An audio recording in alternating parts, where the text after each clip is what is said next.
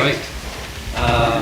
I apologize sincerely for the delay. It's about how many minutes? 11 minutes, according to this. Anyway, I'd like to call a meeting to order. It's July 8th. No, September. September 8th, 6:30 p.m. 6:41. 6:41. I'm sorry. Let's have a roll call. Joe. John here. Reyes here. Jones here. Church here. Leonard here. Before we jump up for the pledge, I just want to, we've got a couple of big topics on here. If we've had some meetings where things, we've been talking over each other and stuff, can we please just contain ourselves and then be recognized and try and keep this organized and move it along quickly. I pledge allegiance to the flag of the United States of America and to the republic for which it stands, one nation, under God, indivisible, with liberty and justice for all.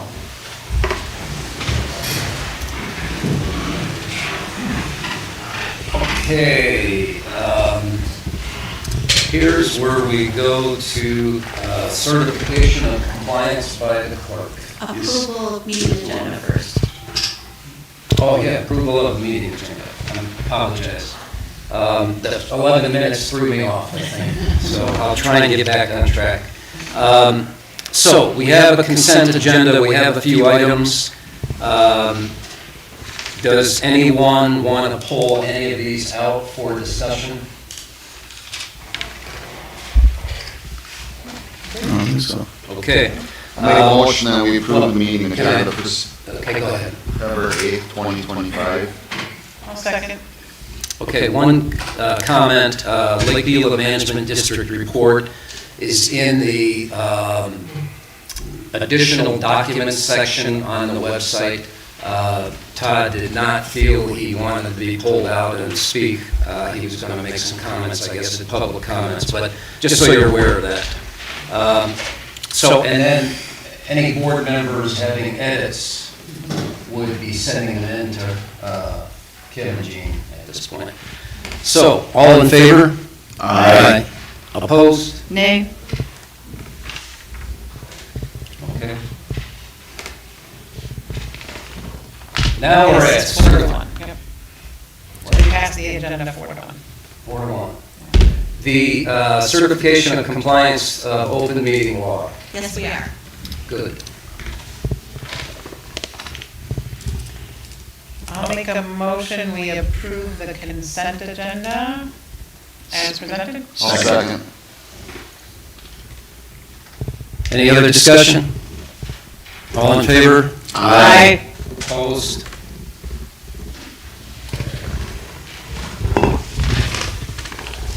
So now we are at the clerk treasurer's report.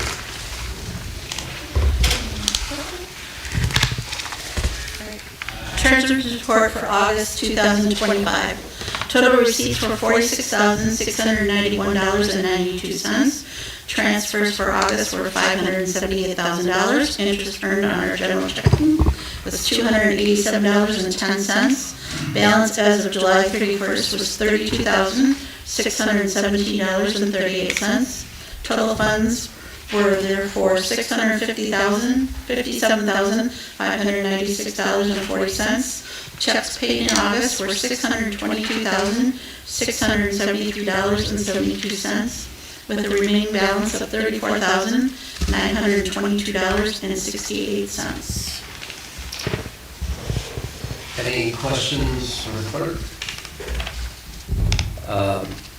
Do I have a motion to approve the treasurer's report? Make a motion to approve the treasurer's report as presented. I'll second. All in favor? Aye. Opposed? It passes. Any questions on the clerk treasurer report? I know you mentioned you taught some sessions at the clerks conference. Other like key takeaways that you had, or maybe some of them here? There were some really good things about human resources. I mean, I only teach one day at the conference. We had about 70-some people in our class. But there was some really good stuff about hiring, and there was a really simple A1, or AI, introduction, which was interesting, so we'll see. Yeah. And so then it would just be like OpenAI, that you would use like ChatGPT or something, like OpenAI, right? Mhm. So we don't have Microsoft packages right now, right? So you could use Copilot. I can. I have the most updated. Yeah. Jen's computer is coming very soon for this year, and then Gene will be updated in 2026. So we're getting there. Yeah. We're in a 3-year rotation. So to find ways to be more efficient. Yeah.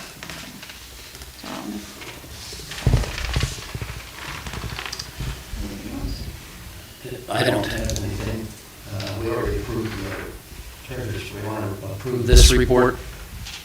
No, you don't need to approve this report. I've already taken care of, so you had one other item on yours. When I was at the conference, I spoke with a vendor called Government Window, and I put the information in your packets. Jen and I spoke about this, but we use Allpaid still for court because the villages use Allpaid, so people obviously don't know where they're paying the tickets, so they'll pay the village, or they'll pay the town where the tickets are, vice versa, so we don't want to get rid of Allpaid altogether. But this government window program would have absolutely no cost to the town. They would even give us the card readers and everything, that we can take payments. We can set it up that, like, if someone wants to pay their taxes, it will go into the tax investment account. If they want to make like a general, like for open records or something, that'll go in the open records account, you know, the general checking and stuff like that. I mean, so we can set it up exactly how we want it. And for Jean, I mean, not that she has a ton of customers with Sanitary District 3, but that would also work, because that money could be, instead of me having to transfer and figure everything out, the money can be set up to go into certain pockets, so to speak. They're a lot cheaper. I talked to Michael Rance, the town of Troy, and they use, through Transcendent, which is their tax collection software, they use their vendor, and they have to pay an additional $400 to $500 a year just to accept credit cards. This would be no cost to us. The person paying with the card would pay the fee.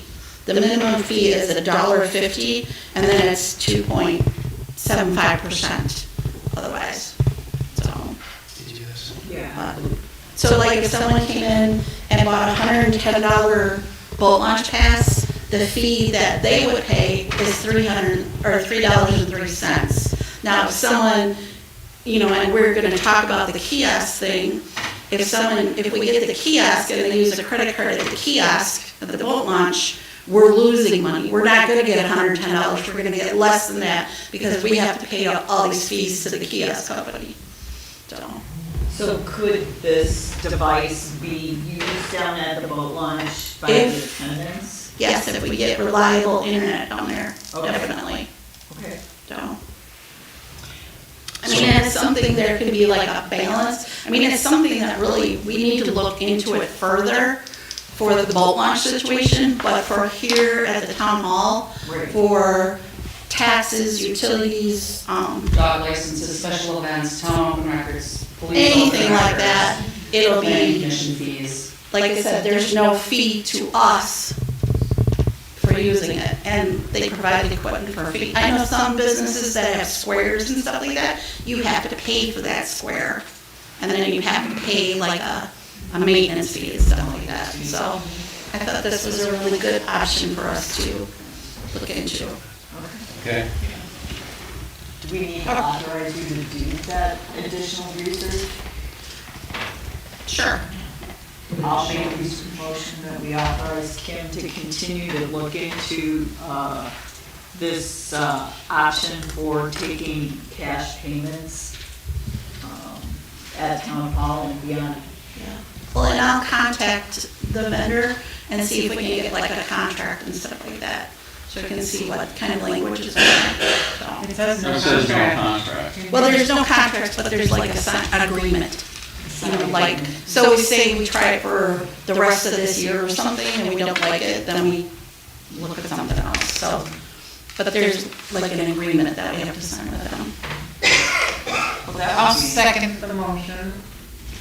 And then I was just gonna say, yeah, I know when we talked about this with upgrading the website, you were concerned about like the journal entries and that it wasn't gonna work with your accounting system. Well, I'll still have more journal entries, but with this program, like I said, the money can go into the different pockets. So if somebody pays their taxes, it'll go in the tax investment account. Someone buys or pays for their planning commission fee, it'll go in the general investment. So I will have journal entries, but I'll probably do like Jen has to pay with all pays, she has to accept them and stuff like that. There's really nice reports that come with this software that I'll be able to say, okay, this money goes to general investment, this journal, so when I do my journal entries, it'll be pretty spelled out. But there will be additional accounting, of course. It might be worthwhile comparing what is available through the website and Well, and we can- looking at the compatibility, all that. Well, stuff. and we can keep the all-paid link on the website, but add this link too. But I mean, I think the website provider has an option as well. So Yes. let's do our due diligence and compare, Right. right? But I'm sure there's fees there too. Let's find out. yeah. Yeah. Yes, I ma'am. have one more question, and that has to do with the audit. Do you see this enhancing our audit? Does it perhaps make it easier or? It will make it, it'll be more. It's Okay. just gonna be more, but I don't think it'll be complicated. It's Okay. just more, Okay, so. thanks. So did we vote? We got a second. Not yet. Okay, any other comments? All right, all in favor? Aye. Opposed? It passes. Anything more, Clerk Buchanan? Yep. All right. Now we'll move on to public comments. Please be advised that per state statute 1984, sub 2, information may be received from the public. Comments are limited to a 4-minute period per person.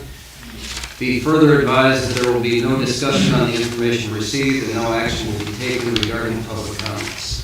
Upon conclusion of the citizens' participation segment, members of the audience are not allowed further comment unless they are participating in a public hearing or are specifically allowed by a majority vote of the town board due to involvement in a specific agenda item. Public comments are allow constituents to give the town board their perspective on town-related issues in the form of opinion-based comments only. The purpose of allowing the public comment section is not to give a platform for personal-based, directed attacks against town board members or others. The town board is comprised of 5 individually elected officials who do not have the authority to solely decide any town-related issues that come before the board. Constituents should refrain from language that is designed to intimidate elected officials. Thoughtful consideration will be given by the board on all matters presented during the public comments portion of the agenda, even though no back and forth discussion between the constituents and the town board occurs. Tonight, again, no public comments will be taken on the topic of wake enhanced voting, as we have heard from public several board meetings early in the year. The purpose for this limitation is to ensure all wake public comments are heard at an upcoming public hearing dedicated to this topic, which will be scheduled at some time in the future per the board's discretion. In fact, it's on tonight's agenda. Like always, though, feel free to send in emails at any time. They're welcome. So, do I have? Go right ahead. I was going to talk about Name and address, please. Brian Fonz at 8680 Waltersville Road. Kind of had some overnight fishing tournaments that was put on the agenda, and I just want to discuss that and I have a little information to share here. Thank you, Brian. Thank you.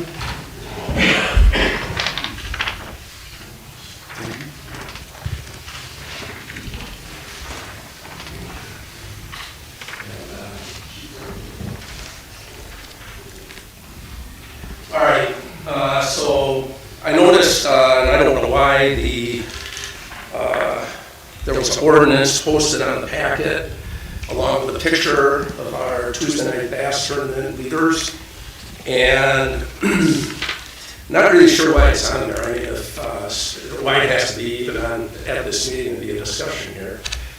If anyone were to come to me, we could have talked about that, try to work it out, figure out if we applied that or not. Or if talked to Chief Gorecki, I would have found out that we had already talked to Chief Gorecki about this issue. And I just asked his interpretation of the ordinance, and he gave me his opinion. He didn't feel that a pickup tournament like ours applied to it. It looks like this ordinance is more applying to tournaments that pre-register boats or bigger tournaments, and there's consideration about space in the parking lot. Our launch is a DNR launch, and what I gave everybody here is the DNR regulations on fishing tournaments. And first off, there's a statement right up front here. How does DNR regulate fishing tournaments? It says DNR has specific regulatory authority over fishing tournaments in Wisconsin. So the DNR has supervision over tournaments. Our launch is a DNR launch, so does our ordinance supersede the state? I don't know. Attorney Mills may want to check and see if that ordinance is old and is still valid in terms of what the state is doing to regulate tournaments and whether our ordinance is in line with that. I don't know the answer to that, but it's something that ordinance has been on a long time, which should maybe be looked at and see if that's still in line with what the state is doing, because fairly recently they've taken over regulation of the tournament. They also, if you're looking at the first page in the box, tournaments that don't require a permit, typically tournaments are 20 boats, which would be ours, and 100 participants. We rarely get over 20. And those are statewide or regional in nature, and are continuous or seasonal without specified fishing dates. We're like a weekly tournament, so we're a regular tournament that goes on. It goes on at the bottom again, do I need a tournament permit or a tournament registration? It sort of says the same thing. They add total prize value event is 10,000 or greater, which ours is not. If it is more than 10,000, we need a permit. And then something to do with trout. We don't do trout, this is a bass tournament. On the second page is just the pretty much similar information with the actual Wisconsin statute by the Wisconsin legislature. So I just copied that in. And then they have a little question here. What if I organize a series of smaller tournaments? And pretty much says the same thing. You know, if it's not a big tournament, we wouldn't be able to comply with the town ordinance anyway because we don't pre-register. So they call for letting them know ahead of time if we're going to use more than 5 spaces in the parking lot. We don't pre-register, so there's no way we could comply with that. It's a pickup tournament. There could be 3 boats, there could be 15 boats. So, and some come off the lake and some are towed in. As far as I know, there hasn't been a permit for that drawn in years. Brian, that's time. Okay. Thank you. Thank you.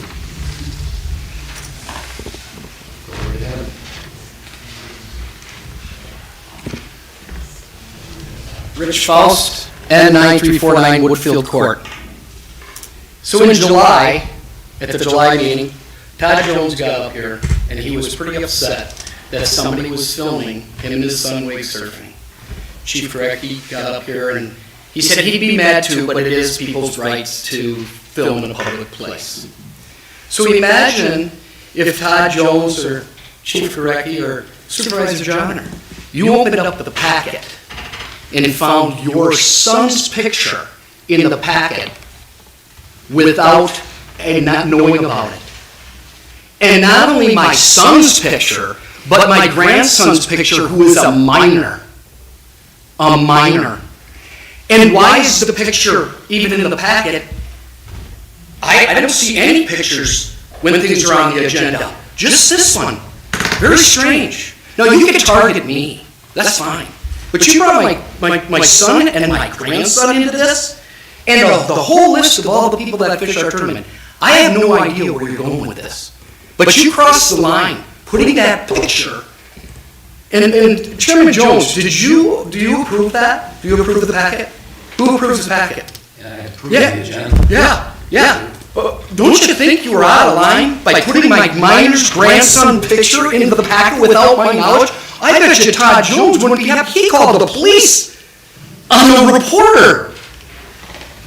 This is, sorry, I had heard you did. I'm sorry. I apologize for that statement. Okay. The other thing, see, you crossed the line here.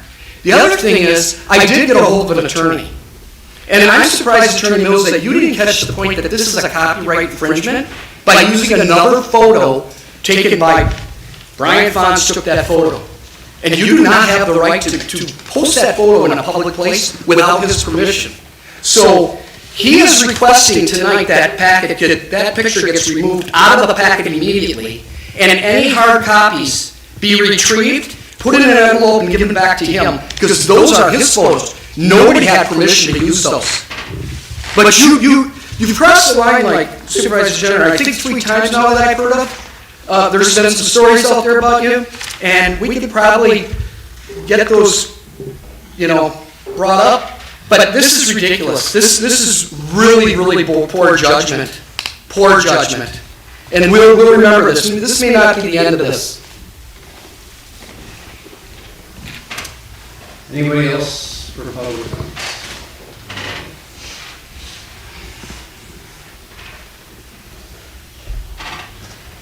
Dean Faust, W1920 Pastime Lane, East Troy.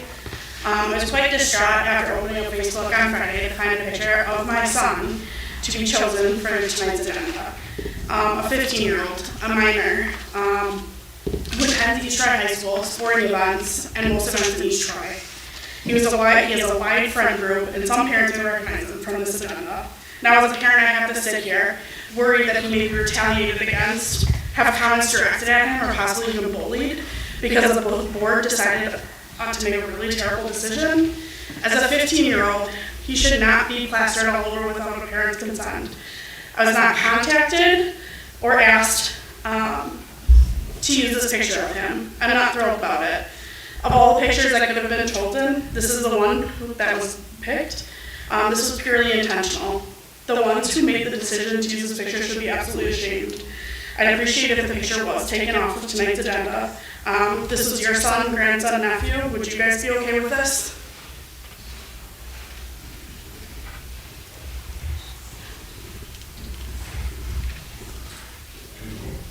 Absolutely, go right ahead. John Chosick, W2043 Honey Creek Road. I came to the July meeting with the village proposing to put a 10-foot wide asphalt trail through our front yards, and the displeasure of 3 properties that have effect of putting it in, and hopefully it doesn't go through against the island. We received your letters, so thank you. Go right ahead.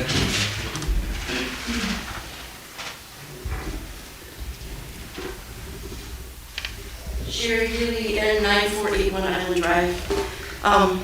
I'm here to object and make a statement about the not having wakeboard comments at these meetings. I feel like it's censorship, and I feel like we're being treated like children, that as adults we can't make statements that we need to make. What also bothers me is that it has been on there and it is in the packet, that it is being brought up for discussion today, and why we can't give our input on that, I don't understand. And I think it's wrong. I did a survey of the state statute, and it is very vague on what is allowed and what isn't allowed. But what I did find on the state statute is that it says that there's a great deal of latitude. If the things are written on the agenda, they should be able to be discussed in an open platform. The reason why I'm particularly upset about it is we haven't been allowed to say anything since that April meeting, and an entire summer has gone by. And the concern about not having a police presence, and again, that is written in there where there's going to be a correction in 2026, but there should be public input on what that looks like. Once again, I really appreciated seeing the police presence on Labor Day. I did see them actually catch a few other boats. What's really, really critical is that there is that presence going forward, and I still don't understand why it was any different this year, that in the past there were boats on this lake, or there were police presence on the lake, and that police presence caught people doing things in error, not just wake boats, but any boat. That, to me, the biggest impact is in the channel that goes between Long Lake and the Big Lake. And part of this may be taken care of by the buoys, but people are patterned to, once that final buoy is there, they just take off. And we've been on the lake this summer, and we've seen differences from the beginning of the year to the end of the year. And to me, it especially seems like wake boats are purposely gutting their boats. And on our pontoon, we have to turn in to be able to not be submerged by those boats starting with that big wake, and they don't turn around, they don't watch, they don't look at what they're doing. So I appreciate the latitude in doing that, and again, I appreciate everything that you do on the board, but our opinion matters, and we should not be censored. Anybody else for public comments? Go ahead.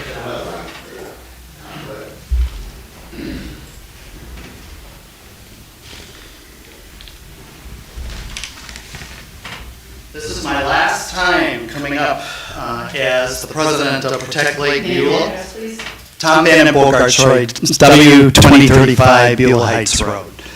So I have been advised to take the high road, and I'm going to do that. I want to thank the town board. I've been on Protect Lake Beulah for 10 years. The staff here has been amazing those 10 years. I thank you for all that you've done for us and what you've offered to aid us in our meetings and helping to serve our mission of protecting Lake Beulah. I also want to acknowledge my board, because my board has been working very hard on this topic that we can't talk about. We've done 3 educational sessions and supported a lot of testing this last year that was over and above, and they have done an amazing job, and I want them to be recognized, and they do it because they love Lake Beulah.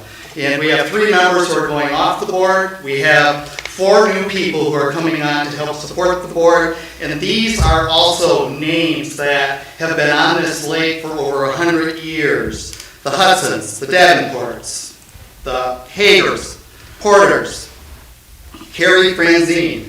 These are people who love this lake immensely, and they want to do the right thing for the lake, and they are going to be a huge asset to Protect Lake Beulah. So I urge you to work with them to do that, to protect Lake Beulah, because that is also the mission of this organization.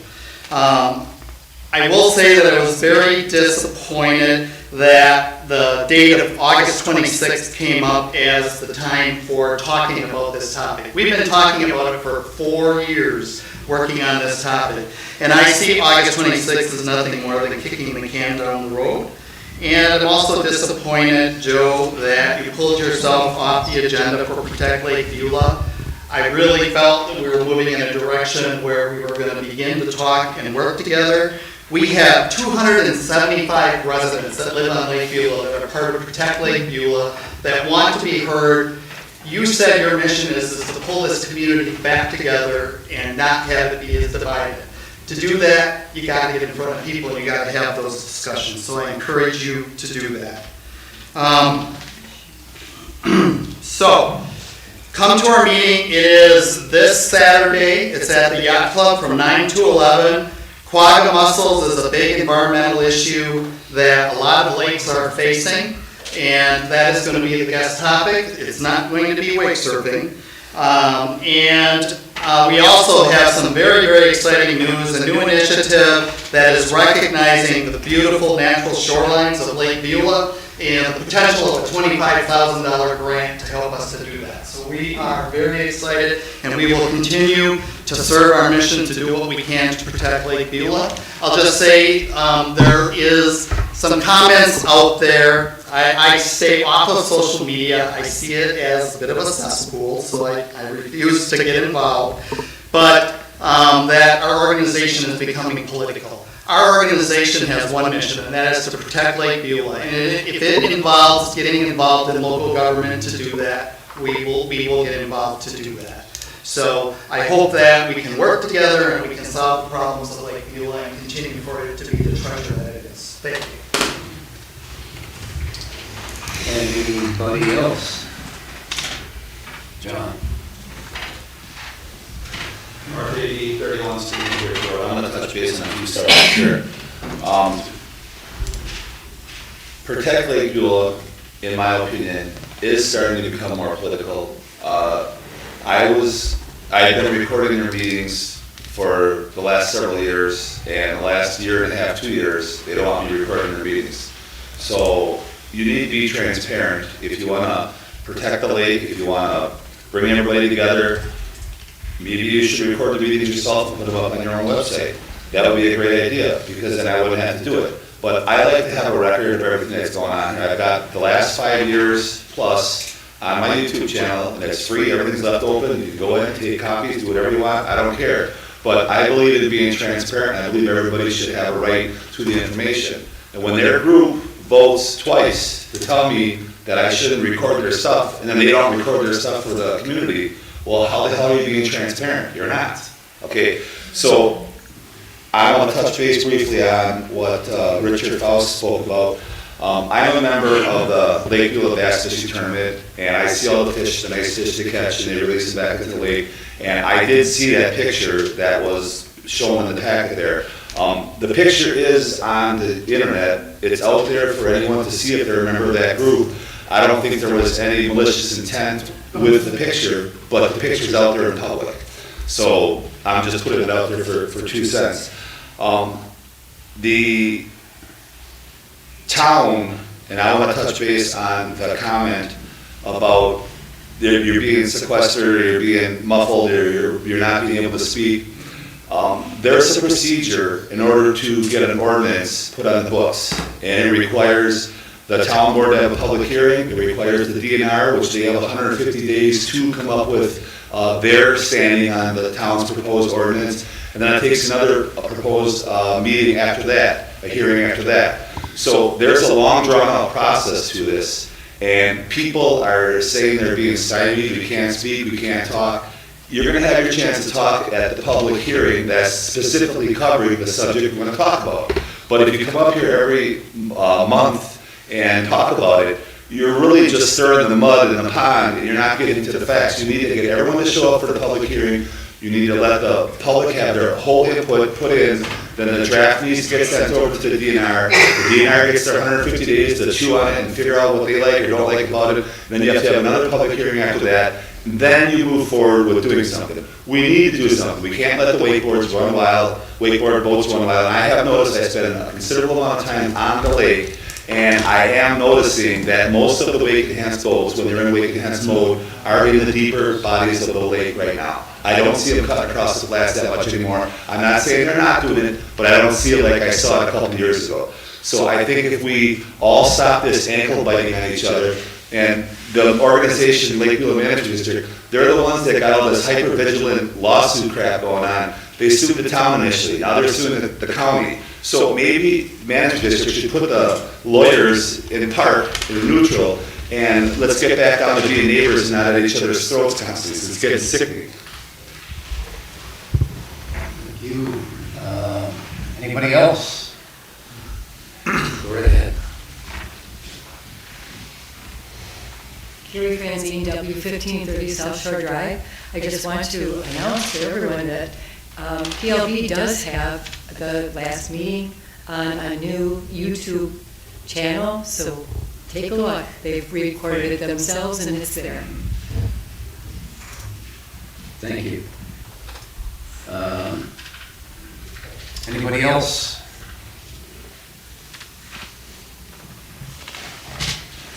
Okay. We'll move on to the agenda. Just want to finish my note. Okay, now we're at the part of the agenda where the DPW, Todd Shield, gets up. everyone got a copy of my little report. Any questions on that?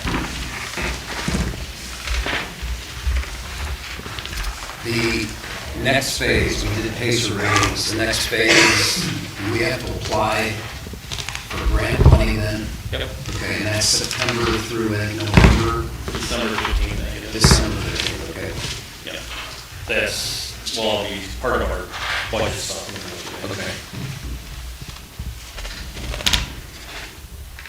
Anybody else? Okay, go ahead. All right. Windows for the town hall. We had 3 of the companies come in, brought them demos in of windows. Chairman Jones, Supervisor Tyson. We were there. We kind of met with all of them and kind of made a list of pros and cons and whittled it down to one that I think we should go with. We had 3 bids. One from Home Sealed Windows was $19,786 for 5 windows here in the town hall. These big ones. James Taylor, $15,102. Weather-tight windows, $11,525. After we met with all of them and did their pros and cons, I would recommend we not go for the cheapest one if we can. Due to the fact, I gave the handout to all you guys. I would recommend Taylor's because we've had a working relationship with them before. The work that they were doing is a little more involved than just a simple replacement. They're taking them down to the barrel, starting over. They got to replace anything, they say to do it at no cost or very minimal cost if it gets expensive. They had thicker glass, they had better locking points. It seemed to be a better overall window. It was an Anderson window. The other 2 companies, the window makers, I had never heard of. These guys had never heard of. They're going to stay in business. Anderson, we know, have been in business a long time. Any work that's been done with Taylor's in the past, they did the town, or the salt shed roof, they did the whole siding on the town hall. Any problems you'd have with them, you called them, they came out and took care of it. So my recommendation would be go with Taylor, because they were $3,577 more than the lowest bid. So I'd just be looking for a recommendation from you guys. Any got questions? Any additional comments or anything? Or does someone want to make a motion and we discuss? Or? Yeah, I'd like to comment. Even though this is not new construction, repair, remodeling, altering of a public building makes us a public contract, where you typically go with the lowest responsible bidder. If you're not going to go with a low bid, you're going to have to justify in your motion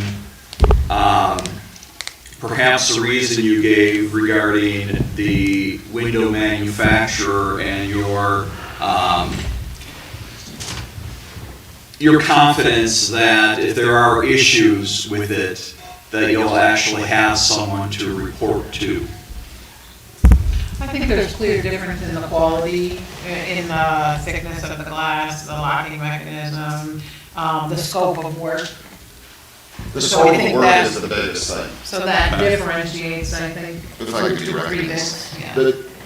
The difference in the work is the home sealed windows and the weather tight windows were going to be pocket replacement windows, where Taylor's are putting in a complete window. So the scope of it's completely different. So like the other guys are going to take out this window here and to here and put it in. Taylor's are going to take out the entire thing. So it's really kind of apples to oranges. Okay. So, and I can probably make the motion to where that would be in it, I guess. Include the scope of the work, Somebody can, too. you know. Yeah. I don't know. Go ahead. All right. I'll make a motion that we go with James R. Taylor and Sons for the 5 windows in the town hall building for full replacement windows from Anderson. I guess, I don't know if I need to add more to that. Yeah. And the price. For the price of $15,102. The thickness. Yeah, it is, it's double. Thicker glass, 3 locking points. With the Anderson windows with the 3 locking points, thicker glass, and the working relationship that we've had in the past with James R. Taylor and Sons. Second. Any other discussion? I do know that it comes with an Anderson lifetime warranty, so between Taylor and Anderson, I think we're gonna be well taken care of. And like Todd said, the other window manufacturers were, I think, Okna was one of them, which we never even heard of. And they, one of the windows were full vinyl replacement windows, which are completely different than the composite windows that they're talking about. Well, Taylor looks like they're giving us 1/4 inch thick. I don't know about you guys, but sitting here next to these windows can get really cold in the winter. I'm all for the thicker glass and it being glass too. And Taylor is so dependable. I mean, he's neighborhood, you call him, he's here. He backs his work. They do a double or triple pane window. Double. Okay, any other comments from the board? All in favor? Aye. Opposed? All right, it passes. I recused myself. Oh, I'm sorry. Yeah. So, do we need Because of our to read? relationship. Oh, Yeah. No, we're so good. it's 4. We're good. Okay. I meant to recognize that. Okay, I think that's it. Nope, for- second thing, we had budgeted last year, we budgeted for new boom mower, brush mower for side roads. The village of East Troy has interest in purchasing our old one. It was just owned between us and the town of Troy. It's 22 years old. Between me, myself, and Nick, the supervisor for town of Troy, we came up with a $7,000 selling price to the village of East Troy. They tried it out for a little while, they liked it, and they would like to purchase it, so I need the board's approval to get this sale to the village of East Troy. And we looked at some other ones, this one being 22 years old, there's one that was 10 years old, was $14,000 for a used one, so we kind of split that in half, and okay, 7 sounds pretty good, and the village agrees to that price. And it'll be a split between Troy and us? Yep, yeah, 7,000. So, And will we write up a Well, yeah, sale we do. agreement? Yeah, some type of bill of sale agreement. who does that? Is that something we I said? have in the past, Okay. so I think other stuff we've sold, Yeah, so yeah. I haven't really had anything. Yeah, me, Tom and Trey was brought it up at their meeting, so to get their board approval, and we'll get a sale sheet on it. But just, I need approval from the board. Right, when To sell it, when I sell cars, I look up a template, it's a 1-pager that says you're taking it as is, you Yep. can't come back and that kind of stuff. I think that's what we're talking about trying to do. So it's a 1-pager template, we can get offline. If you need help, please let me know. That should be easy. So, do I have a motion? I'll make a motion that we allow Todd, DPW supervisor Todd to sell the boom mower to the village of East Troy for the cost of $7,000 to be split between the town of East Troy and the town of Troy. I'll second. Any other discussion? All right, all in favor? Aye. Opposed? It passes 5-0. Well, I got it. See ya. Okay. Now we have Chief Director.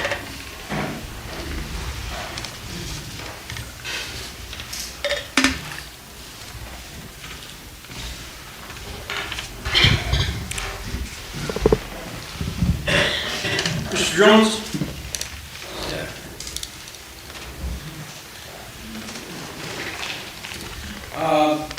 Before I get into the numbers and that, I want to present this to you as the town chairman and the town board, given to us by FBI LEDA in recognition of the 240 hours of leadership class that myself and Deputy Chief Brown have completed. Very good.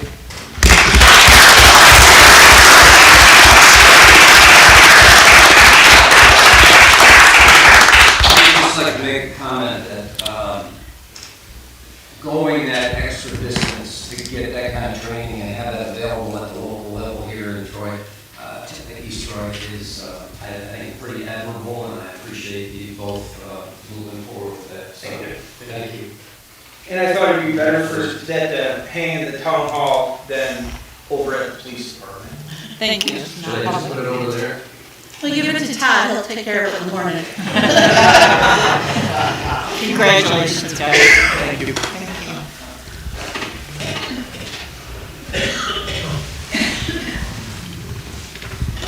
August was slightly busier than July. For the month, we had a total of 872 calls of service, giving us a total of 6,469 calls for service through the first 8 months of the year. Anybody have any questions on that? I know I threw that in the packet also. And then the next item, what does the board want me to do as far as the boat launch kiosk? Do you want me to start talking with that company? I know we reached out. I put that information in the packet back in August, but I didn't make a whole lot of phone calls or do a whole lot of research until I get the okay. That's something you absolutely want me to look into before I start spending time on the phone and doing research. So, Good. Hi. Go ahead. Would the kiosk require internet? Yeah. Okay, so either way, you need internet. And based on talking with Todd and what I know this much about internet service, as long as we have consistent power source, we should be able to get Wi-Fi in the booth that can service the kiosk. So, I know at some point, I believe there was phone lines there too. There was, so it would, I mean, one way or another, we can get solid Wi-Fi service for that kiosk to operate. I'm for it. I guess I thought, yeah, the timing was right to get the information for our budget considerations. Okay. You think we can get it in time for Yeah, I budget talks? can, tomorrow I can make phone calls. I'm sure they'll get back to me very quick and in a hurry, so. Okay. So I would make a motion to authorize the chief to continue investigating the kiosk for the boat launch. Second. All in favor? Aye. Opposed? Passes 5-0. And the last item on my agenda was getting authorization for Mr. Mills to redo the ordinance so the suggested boat launch fee increase can happen for next season.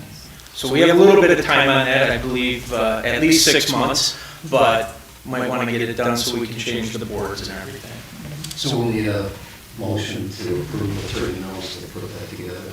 I'd like to authorize Attorney Mills to amend the town code regarding increasing boat launch fees. I'll second. Okay, any other discussion? All in favor? Aye. Opposed? It passes 5-0. So, is that it? That's it, thank you. Thank you very much.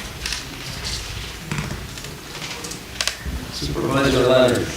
My report is in the packet if anyone has any questions. I have one. Right ahead. The $6,530 increase, is that greater than CPI, do you know? I think CPI is like roughly 3%. Do you know if that increase exceeds that? I don't know. I don't know. don't know. Okay. Sorry, I can find that out. There was, I think we're going to talk more about this at some point, but I think we said the budget went up, what was it, last, about 150 or So something? it's about 150,000, they're off the cost is, because my question was, well, if it's going up that much, how are we only paying 6530, and, the intake is projected to. The revenue? Yes, the revenue intake is projected to cover the rest. And we feel pretty confident that's possible? We do. The new company that they're using seems to be doing a very good job. They have a one source contact that they seem to be doing well with. I know that there was a question about why it took so long. I think we had to give the old company 6 months before the new company could come in, so this new company does seem to be responding well. Okay. And I can get more information at the next emergency services district meeting. On another note, if I can real quick, on Sunday, August 31st, St. Peter's Church, and I just would like to thank St. Peter's Church, did a brunch for the fire department volunteers. They honored some past and present volunteers, some of the Blue Skies, and then some of the officers as well. So I thought that was really, really cool that they did that. I attended that. Unfortunately, I didn't know anything about it until the last minute, so I wish somebody would have put that out there. Now, I know Chief had had kind of a bad month here, so maybe that's why they got whatever. So, but really cool thing that they did there. Did a whole presentation for them, had all homemade food and potluck and stuff like that. So I thought that was really cool. So thank you, St. Peter's Church.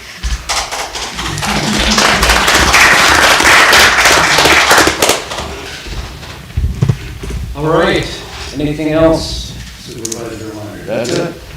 So we're going to move on to the Planning Commission report.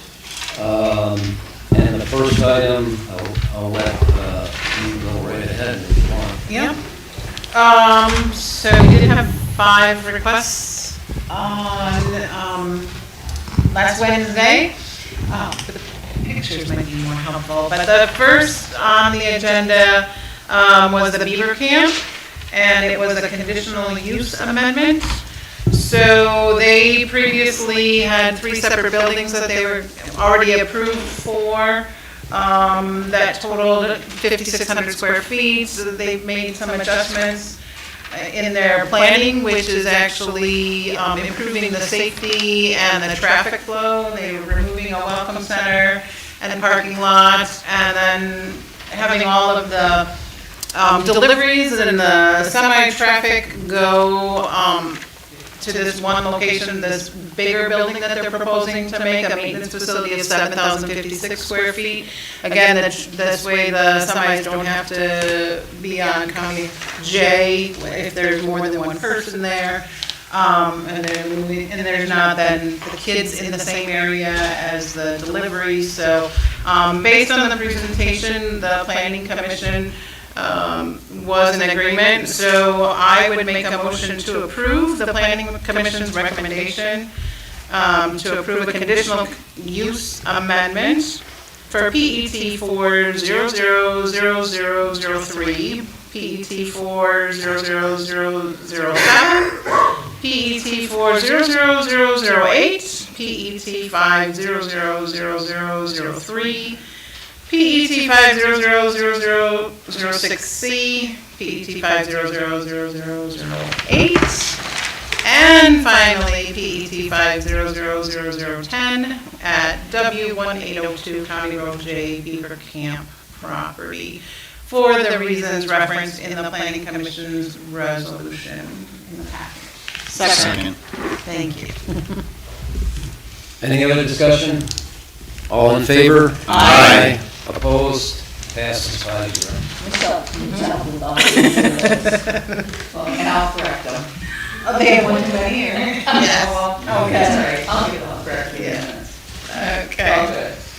All good. The second case was actually a certified survey map for Tom Jarosinski. So basically, he actually had a 100-foot setback, so he had to adjust his property line between the Sheltering Oaks campground and their private property in order to be in compliance. That was already approved, and now this is just the submitting of the certified survey map for the county.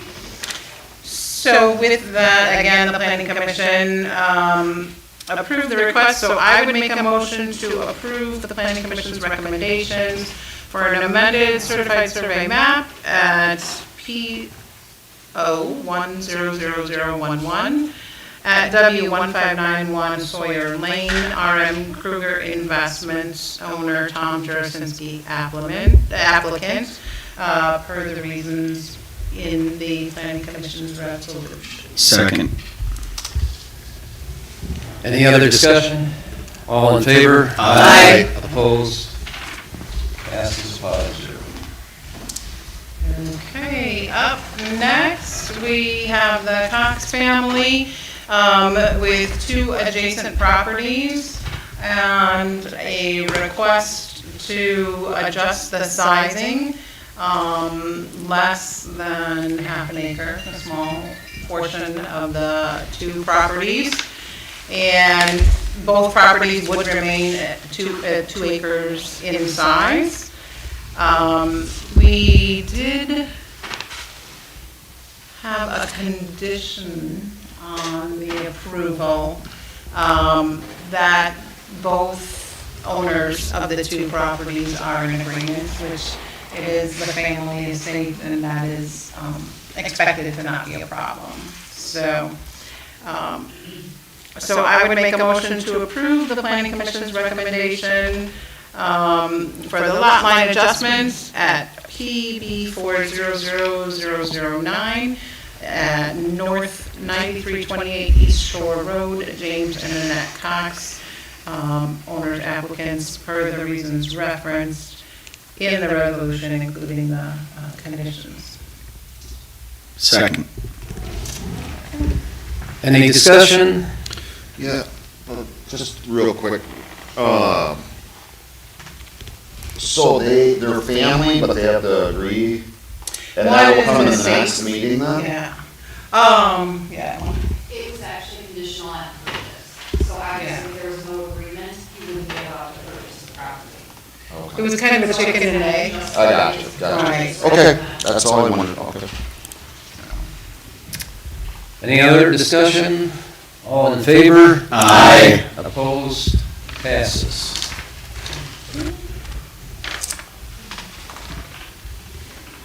I watched this meeting, so I saw all these things. Yeah. Okay. So the next one was the O'Donnell family requesting a setback variance.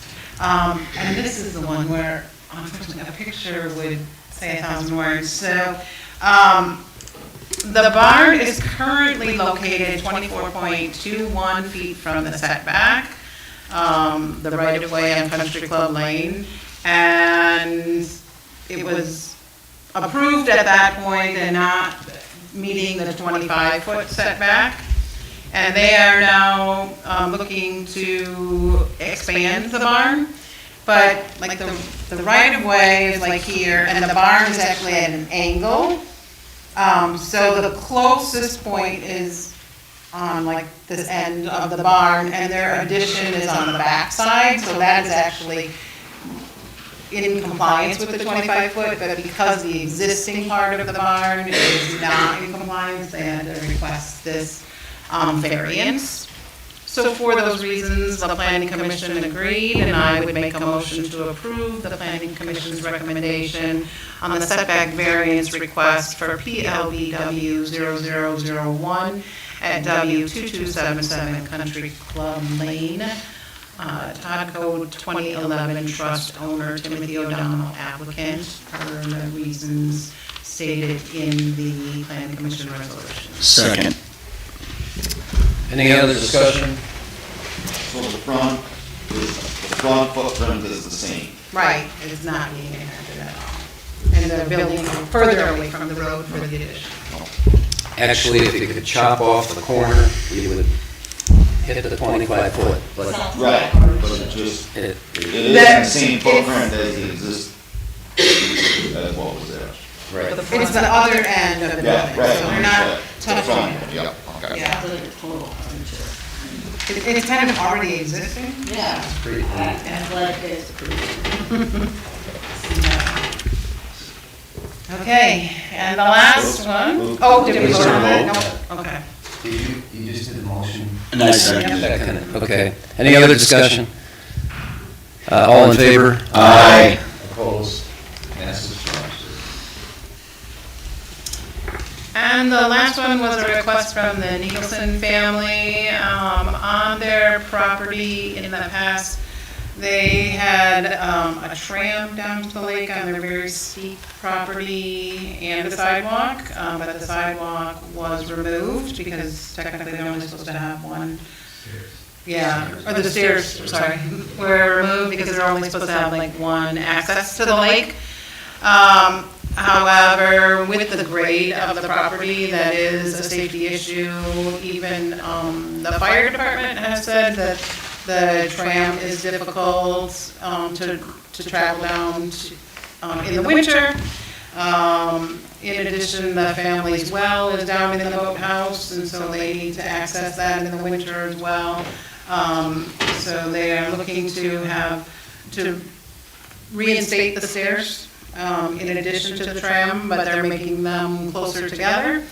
And then in the process, they also need to replace some existing retaining walls that are eroding quickly. And then the boathouse, they're restoring as well. So that's probably because it's old. And so based on the discussion and the improvements to the property and the concerns for the fire and rescue team, I would make a motion to approve the planning commission's recommendation on various requests, PWH 20005 at W1902 Pastime Lane, Ryan and Tanya Nicholson, owners applicants. Second. Chairman, I'm going to recuse myself from this one. From this one? Okay. So, did you get that? Supervisor Tyson, okay. So it's the four of us. Any other discussion? I think the safety issue, especially, thank you for considering EMS and fire, because that's a big concern. And they actually- Rescues and stuff like that. Yeah, they actually included the documentation from the last planning commission meeting when you pointed out that safety concern as well. Yes, thanks. I think that's a common thing at the county is a tram and stairs that were sort of existed before, but you only can have one. Right. And that was where they removed the stairs because they could only have one, so that's what. For the elderly at that time, Yeah. but one person pointed out as well, like if someone has a flat lot, they have like unlimited access to the lake, right? So any, did we have a motion? Okay. Yep. So any other discussion? All right. All in favor? Aye. Opposed? 5-0. 4-0.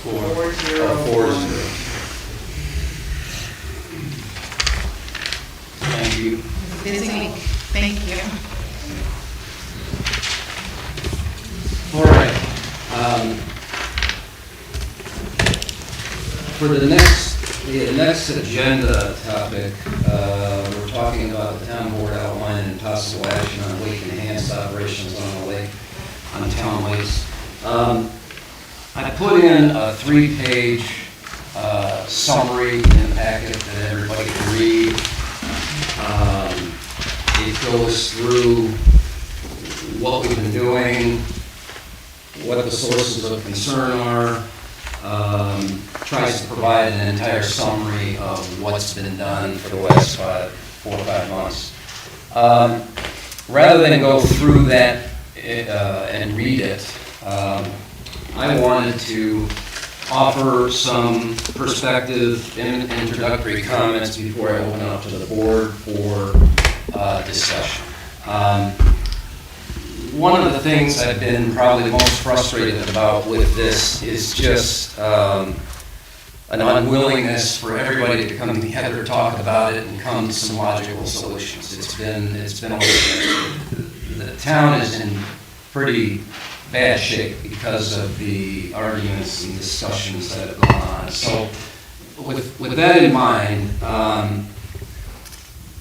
the issue before us tonight is whether wake-enhanced boating operations should be singled out as the sole cause of lake damage and safety concerns, and whether that warrants an ordinance by the town board. That assumption overlooks the reality that multiple activities and behaviors contribute to both lake damage and public safety. For the past 5 months, this board has taken a pragmatic approach, gathering information from all sides, listening to experts, considering comments from residents from the first 4 months of the year, and considering both science and common sense. Our goal has been to fully understand the true level of impact, weigh the alternatives, and identify the cost of the most effective, balanced, and realistic solutions without resorting to excessive use of authority. Authority must always be exercised with restraint, and the board has the obligation and responsibility to understand thoroughly and validate all information they receive. Here's what I believe we know today. Wake boats and most large watercraft can cause bottom damage in less than 10 feet of water. Large boats and motors will cause damage in shallow water, period. Large waves, whether from boats or wind, can affect shoreline safety and property. The overall volume of boats and large motors creates congestion in rough water and safety concerns.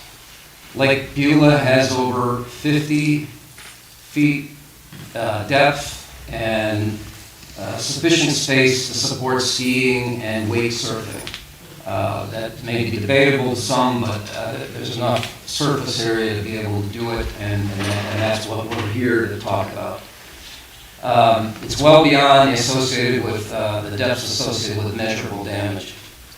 I'd like to ask a few rhetorical questions here that I would ask everyone to consider as we move forward with this, including the board. Why do these groups purposely and knowingly continue to damage the lake bottom of Lake Beulah with unnecessary tests in shallow water?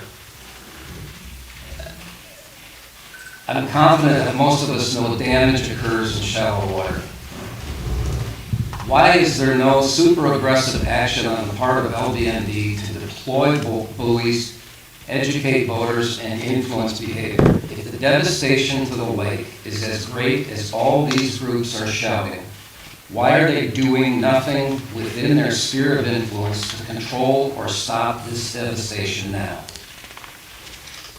Why instead are they flooding the community with aggressive, constant messaging, calling for a ban and calling out the town board for not blindly honoring their wishes to ban?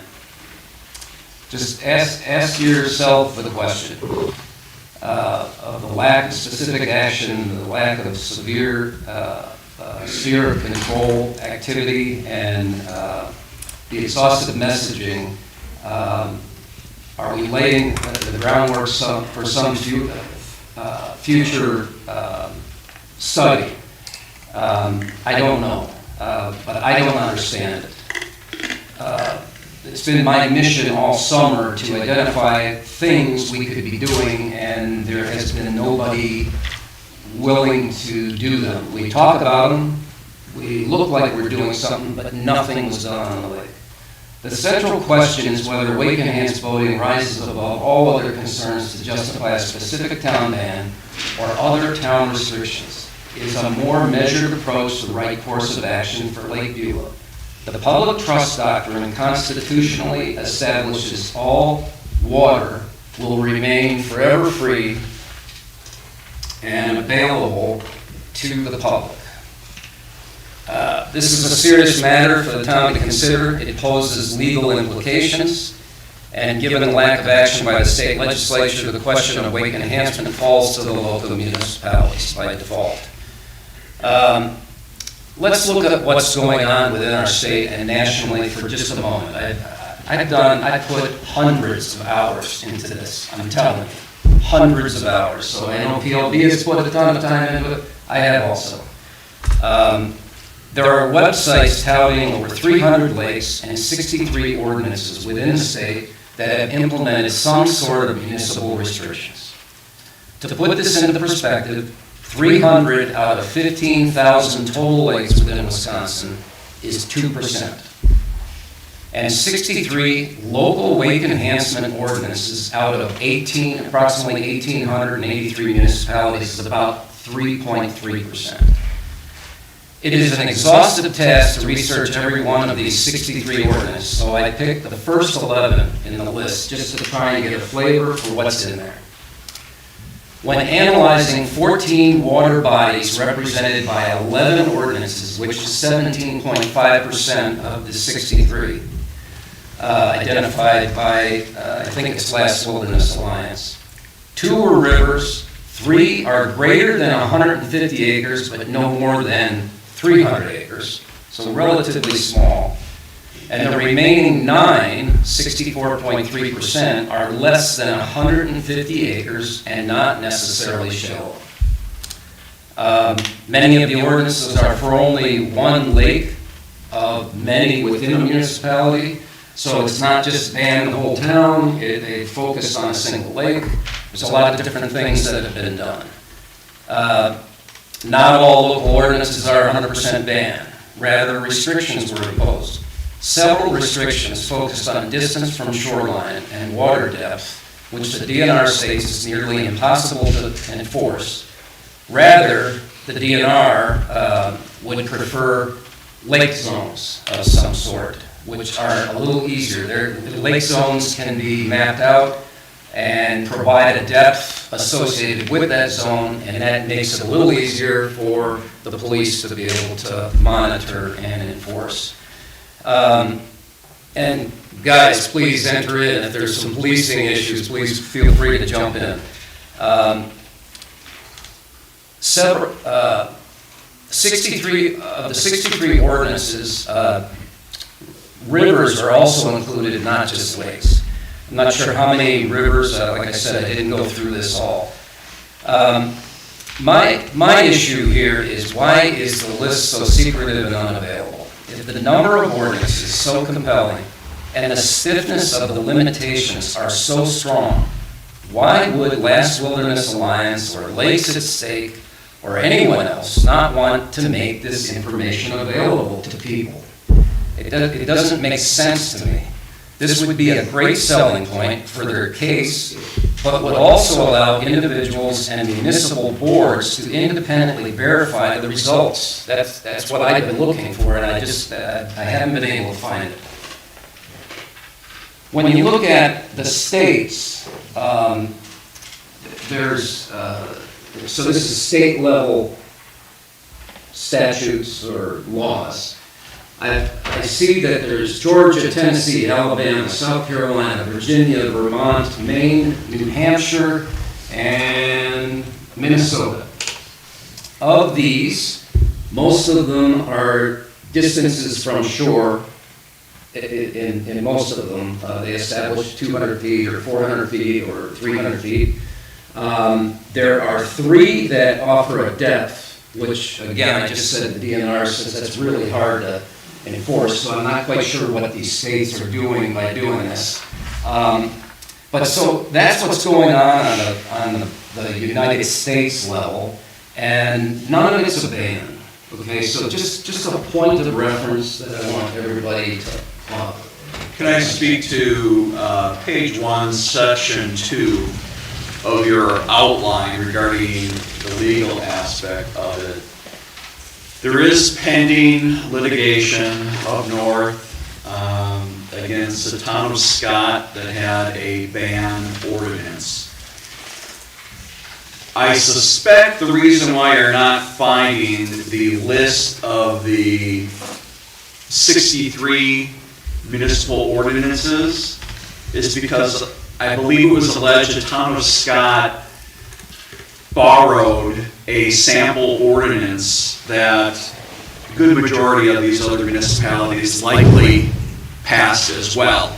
So whatever happens in this town of Scott case on whether or not you can outright ban an activity is going to affect a lot of those 63 other ordinances. I too am interested to see how the court wrestles with the public trust doctrine and an outright ban.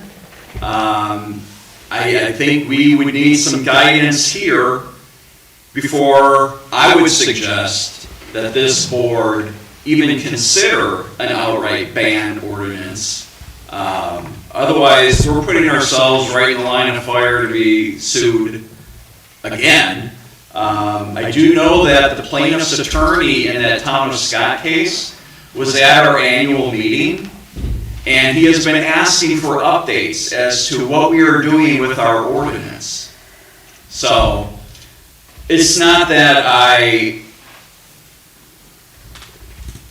really shy away from this attorney or the threat of litigation, but since it's already being litigated, let's see what the court does with the public trust doctrine, and that will give us better legal footing. If we want to impose a ban ordinance, I think we better take a wait-and-see approach. That's my legal opinion on this. Okay. The one last thing that the St. Anthony Falls Phase 2 study came out, and I'm not going to go through, I don't even know how many pages, that's a big report. I went to the executive summary, and just the recommendations they've offered are operate in greater than or equal to 10 feet water depth when in planing or displacement mode. Wake boats in surf mode operate in greater than 20 feet depth. That's what they're suggesting. In shallow water, which is less than 10 foot, boats should move as slowly as possible. No wake to reduce impacts.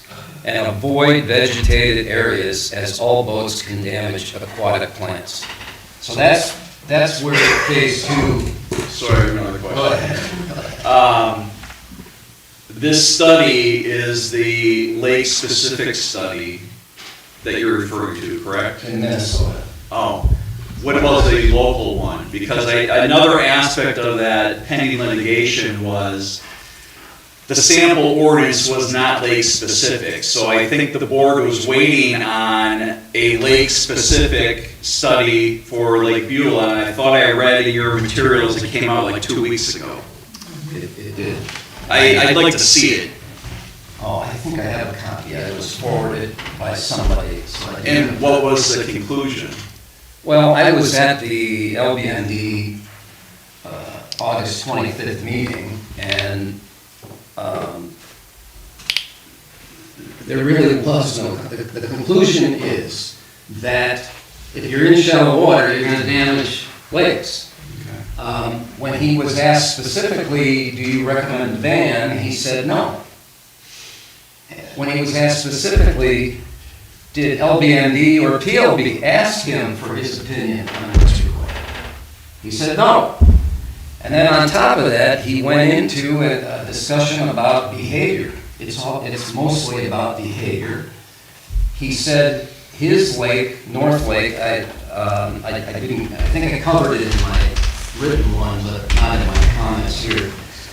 North Lake, he said they found a way to operate in communion, and there are no ordinances or anything that govern that. They work together. That's the North Lake in northern Waukesha County? By Shaniqua? I think so. I think so. And then we know of Powers Lake, which is another lake, and I think it's more in Kenosha. They're in the same situation. They've reached across the aisle. They talked aggressively. They've established some basic rules that they're going to both live with. I think they've gone to the level of when the yacht club's not out, they call the wake boaters and say, hey, it's your turn. And then when the wake boaters aren't out, they tell the yacht clubbers to go out and do your sailboating thing. So it's a cooperative working relationship, and that's what really I thought came out of the Terra Vigilis report that I saw. Some things I want to go further. Again, this is to attempt to frame the whole big discussion, and then I want to open it up, and you guys offer your input. You know, we can do whatever we want at this point. The main reason for offering this at this time, I know I took commentary about showing up all of a sudden on the agenda. The issue has been that we've been told to wait for this report. It just came out on 8/22. We're looking at everybody going back home in the off-season. So when are we going to be able to have this public hearing? When are we going to get everybody together? And I think it's very unfair to not include everybody. We have taxpayers that pay a lot of tax that live on Lake Beulah and actually on Potters Lake that are out of state. They can't vote in our elections here. So they're paying taxes. They should have some say on this. That's all my point is. So I would like to make it more of a weekend deal and make sure everybody can participate. But just as a few more comments here. We almost must recognize our roles and responsibilities. Lake districts were created under Chapter 33 to manage and protect lakes. If a district is unwilling or unable to fulfill that responsibility, then it calls into question their purpose and funding. It is not reasonable for lake districts to constantly defer all management responsibilities to the town while still collecting substantial tax levies. It seems amazing to me that after writing my letter on June 23rd to identify some very basic actions that LBND could take to protect the lake, there is still nothing formally and physically implemented. Not even a partial implementation of buoys in designated areas to test whether boaters' behaviors can be positively influenced. In talking with the Potters Lake group, they are laser focused on their responsibilities to protect the lake. Their actions are focused on the lake. Their lake community is based on mutual respect, and it is my understanding after a couple of conversations, they have no formal opinion on an ordinance at this time. Obviously, whatever we decide, we'll have to engage with them again and see where we go. I do not know at this time if Army Lake has any concerns and any desire to be part of the ordinance. I have not reached out to them at all. I did trade emails with a riparian owner on Lake Beulah recently who explained, and he was a banner. He wanted to ban wake boats on Lake Beulah. But a very constructive and engaging individual. I found him very intriguing. He said, what already exists is a Chapter 30 statute governing excessive waste. This is a law that should be promoted, and with additional enforcement next year, this can be enforced in addition to all the other boating statutes and ordinances. It is Wisconsin Statute 30.68 sub 4, prohibited operation. No person shall operate a motorboat so as to approach or pass another boat in such a manner as to create hazardous wake or wash. I believe there's also a 100-foot rule. 100-foot rule. So it already exists. There's stuff on the books that can be enforced. The reality is that some in the community are focused solely on a ban, unwilling to consider education, enforcement, and phased approaches employing progressively stricter restrictions as implemented restrictions prove not effective. Yet other lake districts throughout the state have addressed similar concerns through stakeholder cooperation, education, voluntary compliance without ordinances. And I just spoke of them, North Lake and Powers Lake, and I'm sure there's more. I'm at the end of my exhaustive research capacity. Joe, if I can Yes, be sir. recognized again. I don't know, is there a wake boat owner here tonight? Is it okay if I ask a question? Sure. I had a pre-trial conference at Municipal Court last Thursday for a wake boat owner who was issued a slow no wake ticket. His argument to me was, even though he was in the slow no wake hours, in order to maintain proper steering, it's impossible for him to operate his wake boat without creating a wake. Oh, wake surfing or Just traveling. Oh, you can fall slow no wake. Okay.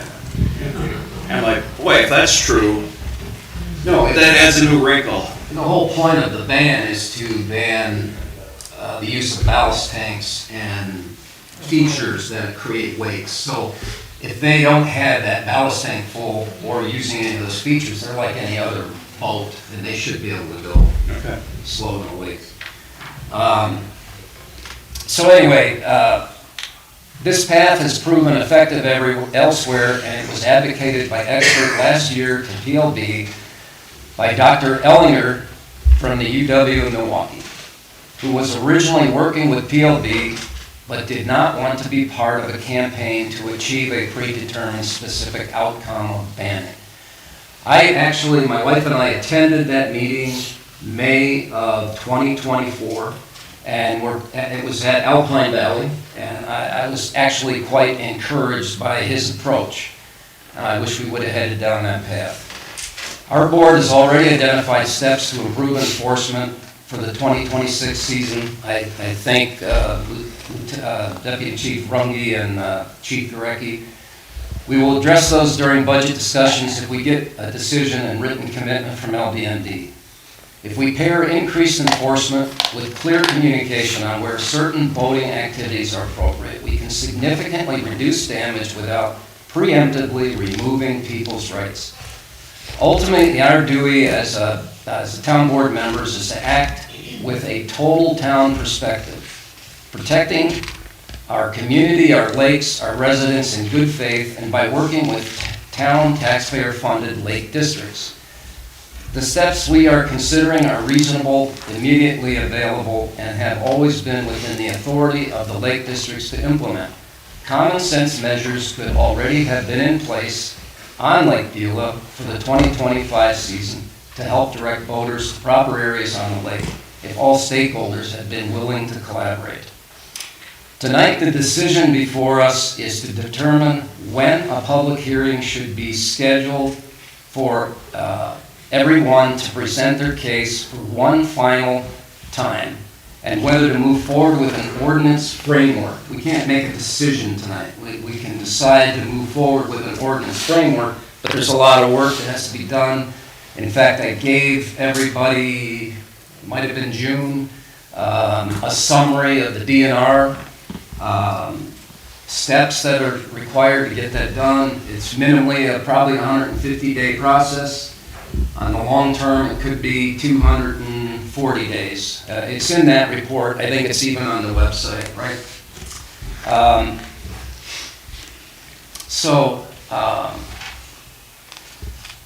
Whether to move forward with an ordinance framework or alternatively to pursue a practical, measured, and cooperative approach that addresses concerns while respecting rights. And just finally, the reason for having this now is to try and get everybody that's in town yet before they leave to be a part of this discussion. So I'll open it up. Attorney Mills, you have anything more to offer? Or? I would actually like to ask the attorney that filed the lawsuit if the DNR actually approved these ban ordinances. I can't imagine they did. I can offer commentary. I've done a lot of research on this. I've asked for condition reports. One of the things, I don't think the DNR has scrutinize this stuff as tightly as I think they should. What they rely on is a condition report. And the condition, what I saw, and I'm not against banning if it's appropriate, okay? I just want everybody to understand. I'm trying to evaluate the situation on an even keel. And the condition reports were very anecdotal. You know, if I drive my wake boat through shallow 10-foot water, I'm gonna damage the lake. That doesn't mean you ban it as a result of that. You go to deeper water. Now, the discussion for Lake Beulah is, if we go to that deeper water, is it still sufficient to support it? And are there any other issues that are impacted by it? That's really the only, because we have 58 feet of water in 3 different locations, to the best of my knowledge. One spot. Okay, 50 plus. Anyway, I guess at this point I would open it up for any input, commentary, discussion, motions or actions. I would think that we need to start with an ordinance framework that has to identify distance from shore and depth based on what the recent testing on Lake Beulah provided. Now, I believe that there were numbers in there, and I believe it was 200 feet from shore and at least 20 feet deep. But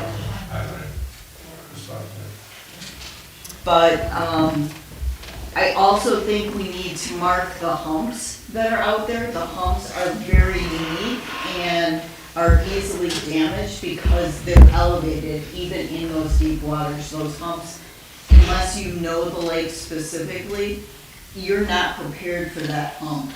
And that needs to be marked.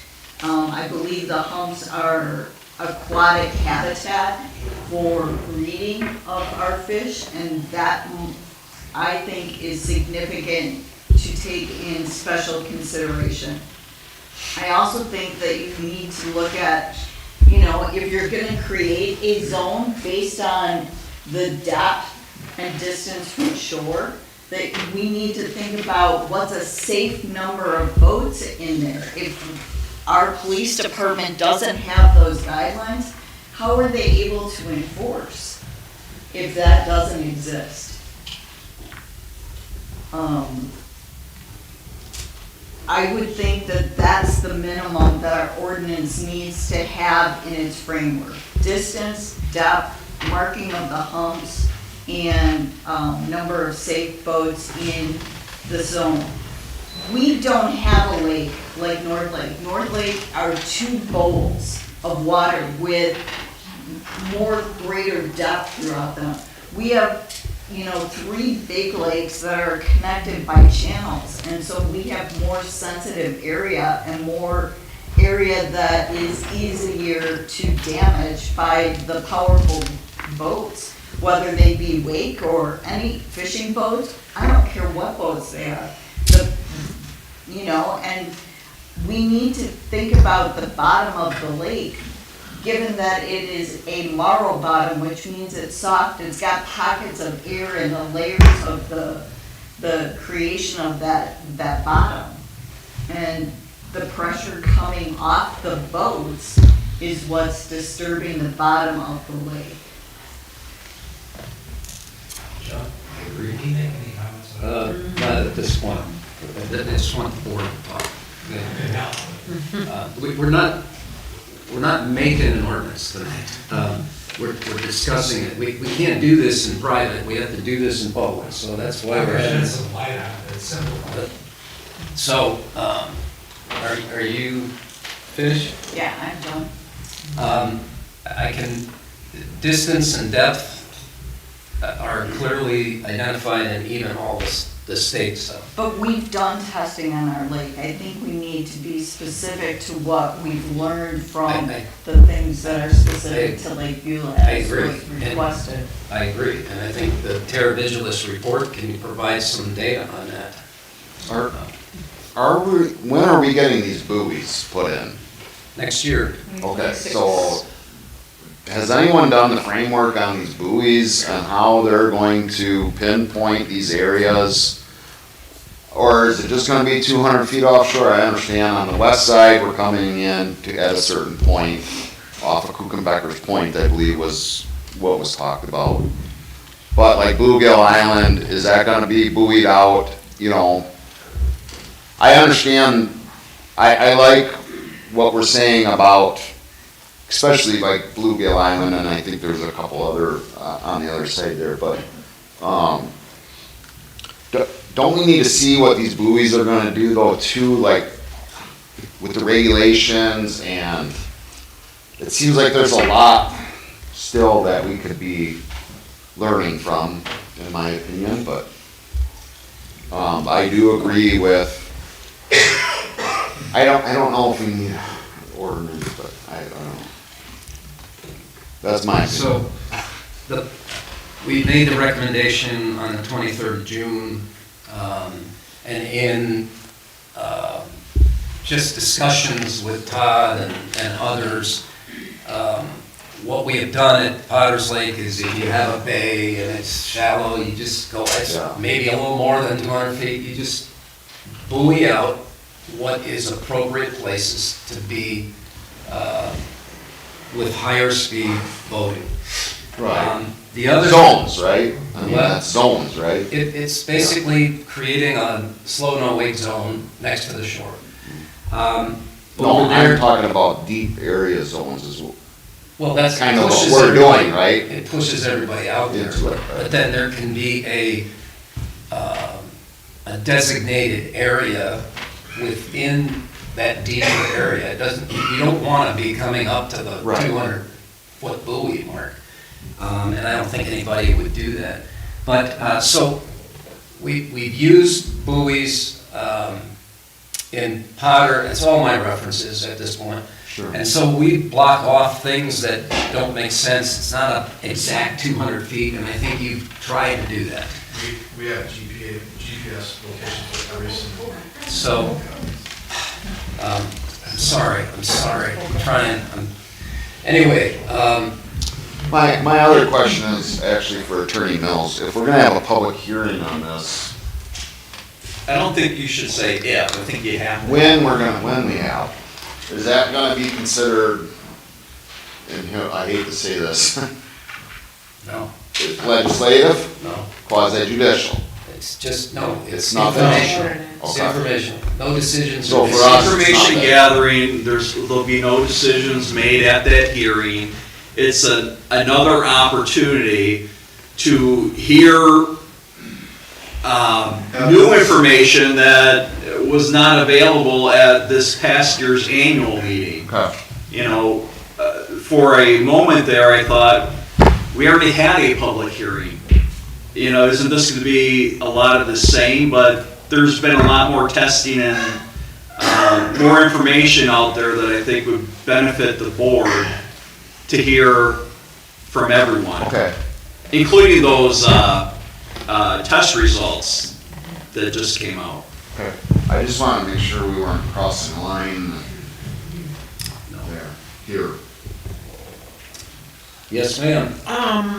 I was at the presentation as well at the Lakeview Management District meeting. I was very encouraged by the Terra Vigilis consultants. And I haven't gone into the details of the actual report, but I thought I remembered testing depths, and I know you were there, like 10 feet and 14 feet. I don't remember seeing 20 feet, but I'm sure I will be corrected. That's why I said I don't know if I even want to mention it, but I remember 14 feet. But I was very encouraged by the consultant saying, you know, they have had success through education, mapping, rewarding good behavior, working collaboratively as riparian owners on the lake. And I'm encouraged that the management district did allocate funding for additional boat patrol in 2026, and we are working through that in our budget as well. The buoys, like we've all been talking about, will be placed in 2026. So I think we are making progress, and I think we need to take those steps and then see if that's enough, or if it's helped, if more, changes are needed. But I think we have some momentum, and obviously now we're at the end of the voting season, so we'll have a little break. And so it sounds like 2026, we should be able to do some more measuring and understand the changes.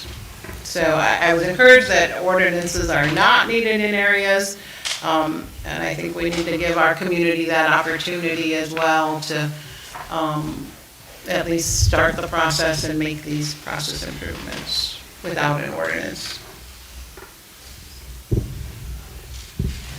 Yeah. I mean, we've been talking about this for a while. It'd be nice to get something set in stone so we can get this done and over with and move on with their lives. It's putting neighbors against each other is not a good look to the town in general. So I think we need to move forward and get a hearing done, and let's get the ball rolling here.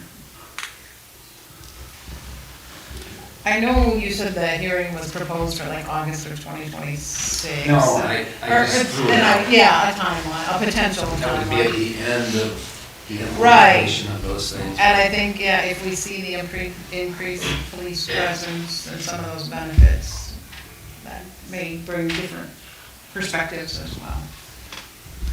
My concern is if we do nothing, are we gonna hear it for another year? Yeah, Constantly. I'm sure. So, But we're not doing nothing. I know. Right, we're budgeting police presence. We're working on Management buoys, we're district putting is buoys starting. out, we're trying to regulate. So, I mean, maybe to some people it seems like we're doing nothing, but I know to others, I think that we are moving forward as we're trying to do something without just going to do an outright ban. But if we Because do- I don't wanna do an outright ban if Me it's not either. needed. No. But if it is and someone comes in and says, yeah, I mean, we have to have the time. We have to remember, we don't have the time to hyper focus on this every single day, every single week, every single month.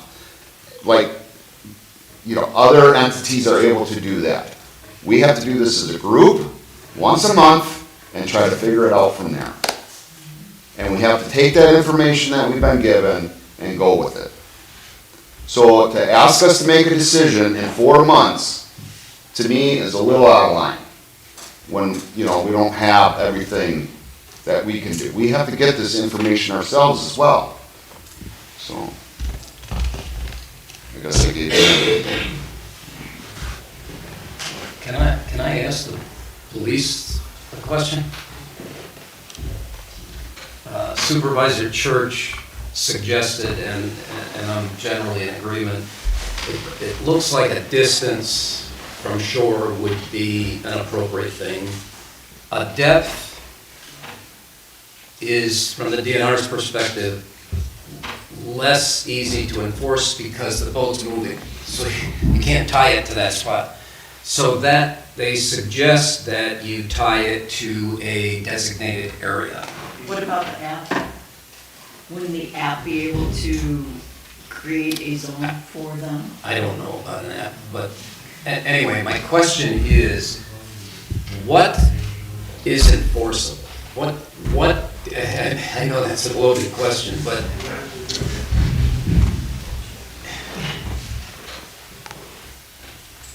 my initial blush on this, which Chief Bruns may add to, is if all the buoys that were applied for get put out, that is going to be a distance from shore, 200 feet, I believe is what their application says, which will give a clear definition offshore. Now, with Lake Beulah, it's different than a lot of lakes that I'm used to and most people are used to. 200 feet from shore, you could be in thigh deep water, or you could be in 20 feet of water, and we just don't know. So that's going to give the most consistency is from shore. But trying to do anything with depth, I think would be nearly impossible for us to try and do. So it has to be distance from each other, distance from shore. Your issue of safe number of boats, that the issue is we can't regulate numbers of boats. We can't- I understand it's difficult, but I also think that, you know, we say that they have to be so many feet from shore and that they have to be in depth. And that starts making that area very small. And I worry about the congestion that I've already seen on the lake and how that might be impacted by further. I think there's something to that. If the town is corralling Thank you. this activity to one area, and then there's injury because of congestion, they're gonna say, we're just trying to comply with what the town, how the town is regulating. But then they shouldn't be able to operate if there's too many boats in the area. That's how you're supposed to know how to boat. You're supposed to have, you have laws for that. There's laws for that. And going back to, if I may, going back to what Chief was saying, if you have the same officer or officers on the lake patrolling, they know the depth of the water. And whether they give someone a ticket or not, but they continuously pull people over because they know that they're in the wrong area, it's going to slow things down. I mean, if I get pulled over every time I go out and I'm in the wrong area, it's gonna slow me down, I think, right? I mean, that's what the more policing is supposed to help with, right? Is to slow the people down from doing the wrong thing. I mean, that's what we're working for. I think comparing the North Lake situation is a little bit different. Their lake is a closed lake. They have no public launch. Everybody on North Lake is only a riparian owner. I think that allows for much greater education, much greater peer pressure by the neighbors, and we don't have that. We've got a public launch that, you know, can have 30 boats parked at the launch, and yet people can still come in and drop their boat off because you can go park somewhere else if you have that availability. So I think the number of boats on our lake is a critical component to whatever step we take. The only one doing anything with it is Sewer Pack, and they're doing it on Delavan. And they're trying to establish through drone footage a maximum capacity. Right. And I don't know how long that's gonna take to happen, and until it happens, we can't even try and have it over here. If you take a look at the picture of the lake behind Supervisor Jenner, we've got the canals, the channels, not the canals, I'm sorry, Right. back in Europe. Right. And 200 feet we may not be able to necessarily put buoys out 200 feet from shore in a channel. So those. That would be slowing away that channel. That should be. Right. But That's we our also buoy. have to know that we have to up the education at the launch. We have to have better materials to hand out to the boaters who come on our lake. I think that that's a critical component in terms of beating the education horse. But is that the town's issue or is that management's The issue? management district. So, Okay. Deputy Chief. I was just gonna say, as far as enforcement, depth would be very hard on our way, just because I've been out there, the depths do vary from quite a bit from one section to another. So 200 feet out, 100 feet out, shallow areas. The zones would be a little easier, again, to congest everybody to those zones. And to have the maximum number of boats in that zone would be hard enforcement, because who do you kick out of there? Right. Which one's there first, which one has a right to be there? That would be a very hard enforcement area. Obviously,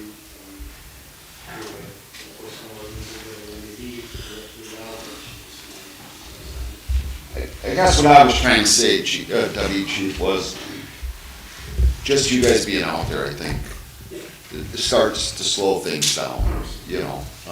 And when people see that, if we're able to have a full-time officer out there, I think that's gonna help tremendously. And whether you're writing tickets or not, if you see something and you're going, I mean, us as people on the lake see it all the time, it's just crazy out there some days. And if someone was to pull that boat over and just say, hey, this is what I saw you doing, you know, we're trying to keep people out of this area into these deeper, I think that they're going to work with us on that, or work with you on that. That's my opinion. But I don't know that for sure, just my opinion. So.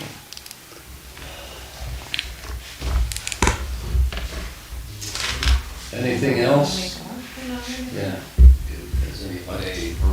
I would think that it would behoove us to perhaps consider an earlier time on a public hearing other than the end of next year. I think you're gonna get greater buy-in on education if that meeting happens before the voting season really gets underway. That's my personal opinion. It can go anywhere. It was just a suggestion kind of along the lines of Supervisor Leonard. He indicated, let's try these things and let's see what the result is, and then we can see that at a public hearing. That's the only reason why that was put in there. It can take place anywhere. So the issue for me is I don't want it in December or January or somewhere where everybody's gone, off in their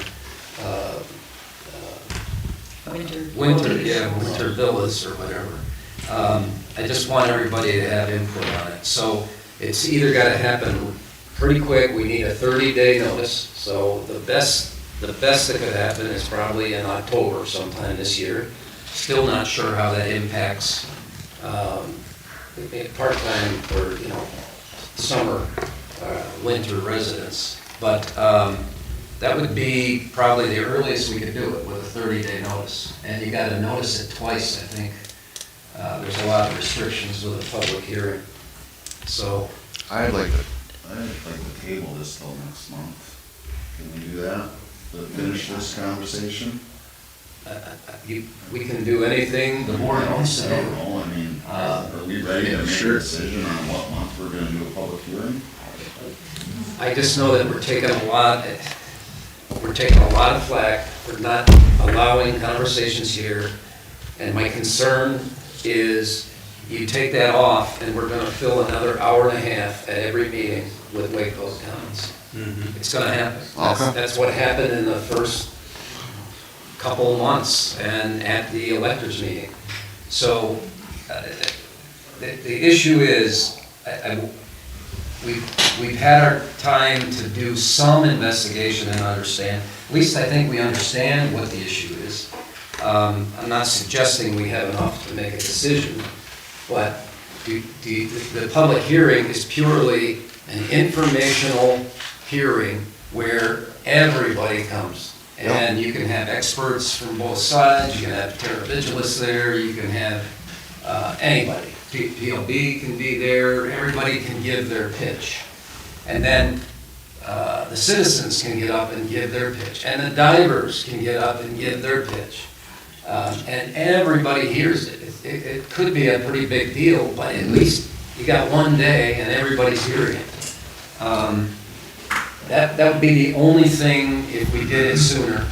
It would purely be to gather information, because there's no vote. Right. So I would make a motion that we schedule a public hearing for mid-July of 26, where we have some data from the activity in 26 to take into consideration.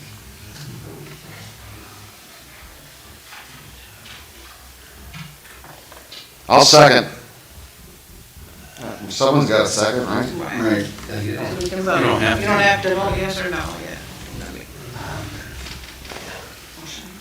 put something out there to take action. It's only a month from the August 2026. The middle of the voting season, right?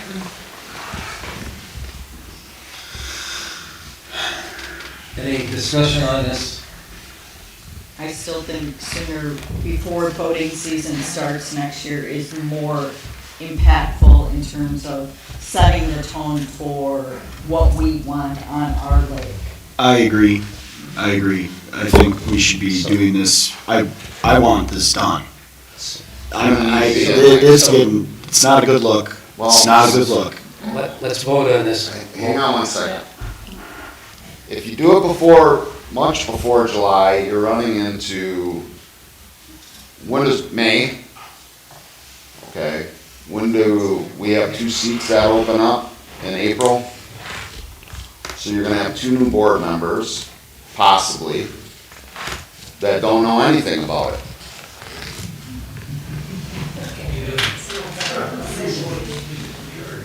So, you either wanna give them time, or you wanna do it, maybe you wanna do it before. These meetings are videotaped, they can watch the video. Okay, I'm just putting it out there, I don't care. If they're not here already. I like July. Okay, so, any other comment on the motion? Well, no, but. Yeah, whatever you guys think. Well, we got to vote on the motion. We got a motion for July. And we have a Starting second. point, right? Second. Any other discussion? Okay, all in favor? Aye. Nay. Opposed is later. Oh. So you're out of filter too. So, all in favor? Aye. Aye. Opposed? No. No. So I think it fails 3-2. Is that what I heard? Yeah. Okay. So another motion would be 30 days from now? Make a motion That's that. the earliest you can do. Make a motion we do. You might wanna wait and check. We need to get, I think this is probably a class 2 notice, that means 2 insertions or posting. Correct, there's 2 notices plus 30 days prior. So that's probably not gonna be enough. That would be November. Right. Right? Make, I'm saying it takes longer than 30 days. It takes probably 45 days. 30 days gets us to October 7th, which still leaves the rest of the year for 8 other days. It would have to be 30 days from the insert, from when it's in the paper, from when it's published. Right. Yeah, I think that's true. So First then it's not October 7th. It's at least, it's at Yeah, least 45. I'm saying the soonest it can be in the paper is the 18th of September. And that's the first one. First insertion. Yeah. Which is where you can count your 30 days from. Okay. And So if you what want day to was do it? a Saturday, That was the 18th. you would do the October 25th, because nobody's going to want to be here on Sweetest Day. If they have a spouse. So- And So then the are all the October riparian 25th would be- owners? October 25th would be, okay. Does that work for everyone? 25th? Okay. I mean, we're still discussing this, right? I don't know, I gotta check. We can video the public hearing, can we not? Yes. So They all have I to make be a heard. motion, we set a hearing for October 25th. Second. There we go. Any other discussion? I guess, to your point, how many riparian owners are gonna be able to attend and speak? But the report coming in late August was not helpful. Are we gonna do overflow upstairs then, and have it in here? We may have to have it in a different location. I think we do town hall campus and have it in the DPW garage again. not in October. Todd's shaking his head. Firehouse?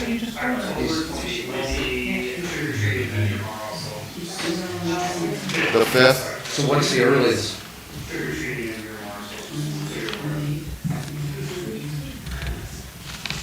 You could do it as early as the 18th of Right. October. But that's Sweetest Day. No one cares about Sweetest Day. Just because you've been married so long. Okay, so we can do the 18th now. Should I strike my motion for the 18th? I just want to get this over with. That's true. Motion and a second on the floor. Gotta recant this.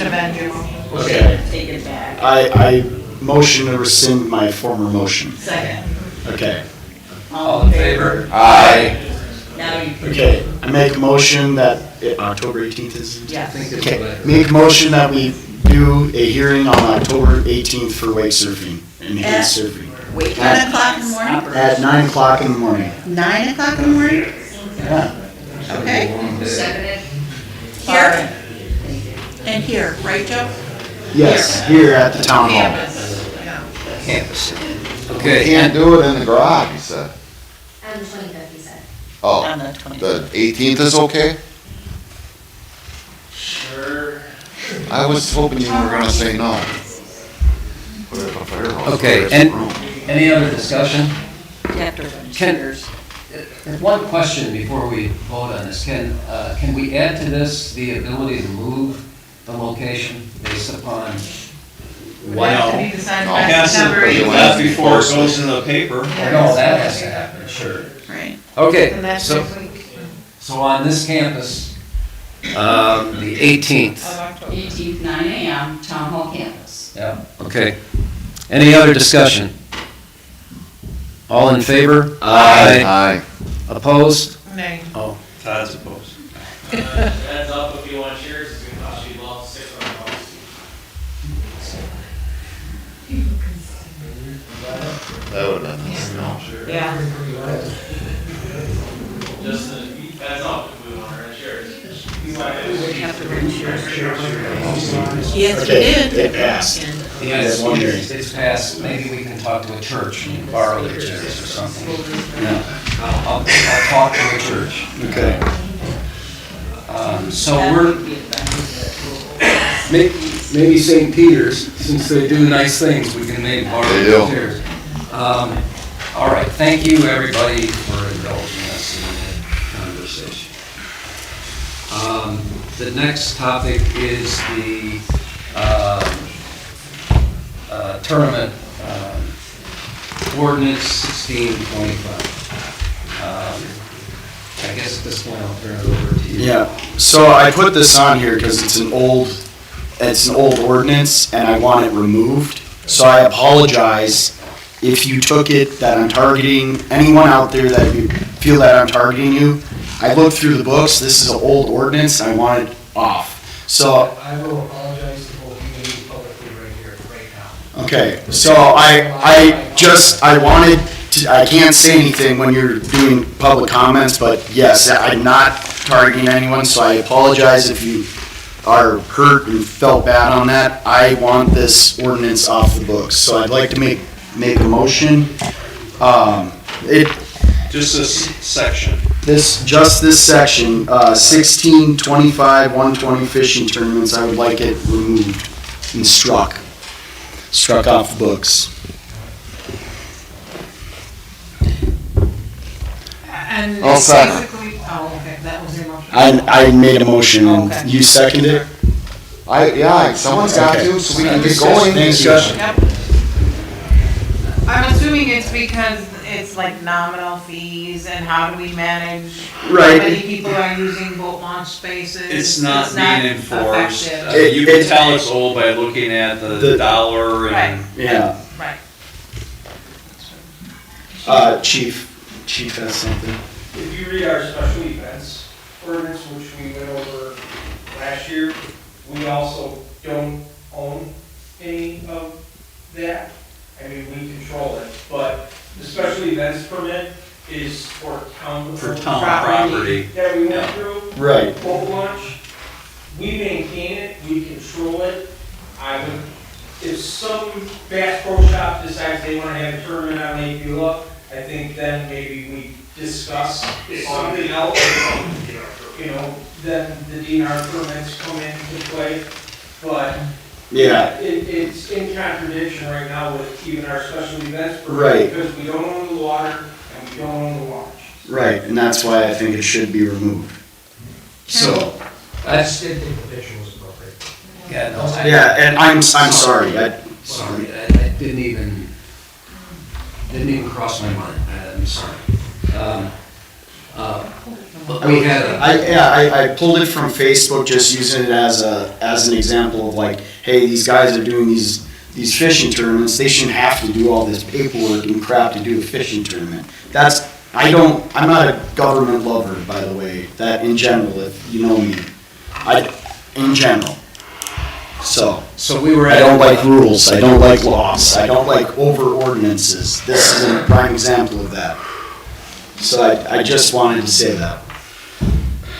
I was at a Walworth County Lakes meeting 2 or 3 weeks ago where they talked about fishing tournaments and all the fishing beds and all the studies they do. And they have an extensive registration and permitting process that is managed through the DNR, and you are 100% correct on this. I'm gonna get in trouble, but a memo regarding this subject that would have gone into the packet, that would have gone online, would have been very helpful, and would have cut down on a lot of. Yeah. Should I have it removed from the packet online? It will be removed. Thank you. Yeah. So we have a first and a second to remove this portion of the ordinance. Any other comments? All in favor? Aye. Opposed? All right, so now we're up to You need the... to authorize Attorney Mills. I'll have the official deletion ordinance. Yeah, rescinding it Do next we need to month. authorize you to do that? Technically.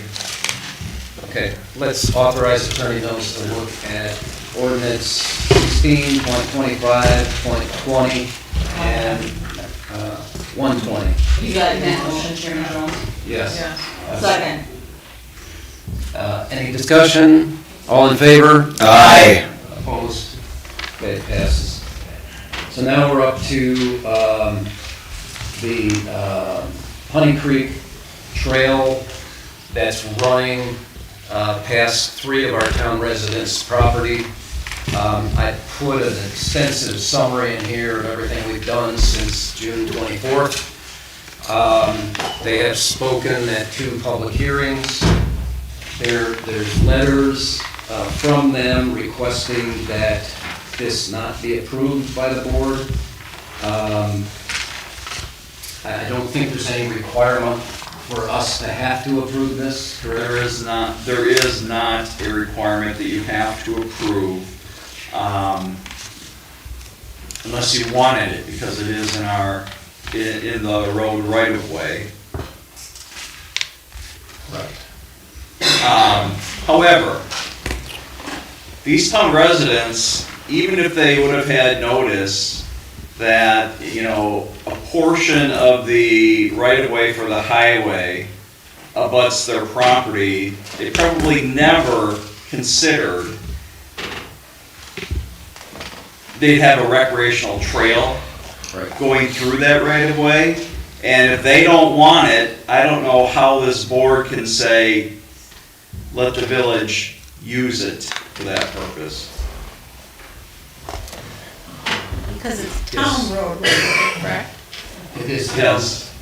Yeah, Because it's in so- front of their Right. properties, and that's why it's within our jurisdiction to, they sent in the agreement that is also included in the packet, and that's what we would have to sign to relinquish rights to allow them to do that. And that's why it's in the packet. So Supervisor Church. Attorney Mills, can I ask a question of you? Yeah. Okay. If the residents didn't permit the trail to go through their yards, but people were walking the trail, would the people that walk that path, because I'm assuming they're going to go in a straight line and not cross the road, would they be in trouble? I mean, do we have to put a sign up that says people cannot walk? Because I'm wondering how that works. Well, there was an alternate route proposed to keep it all on village lands. I guess they would have to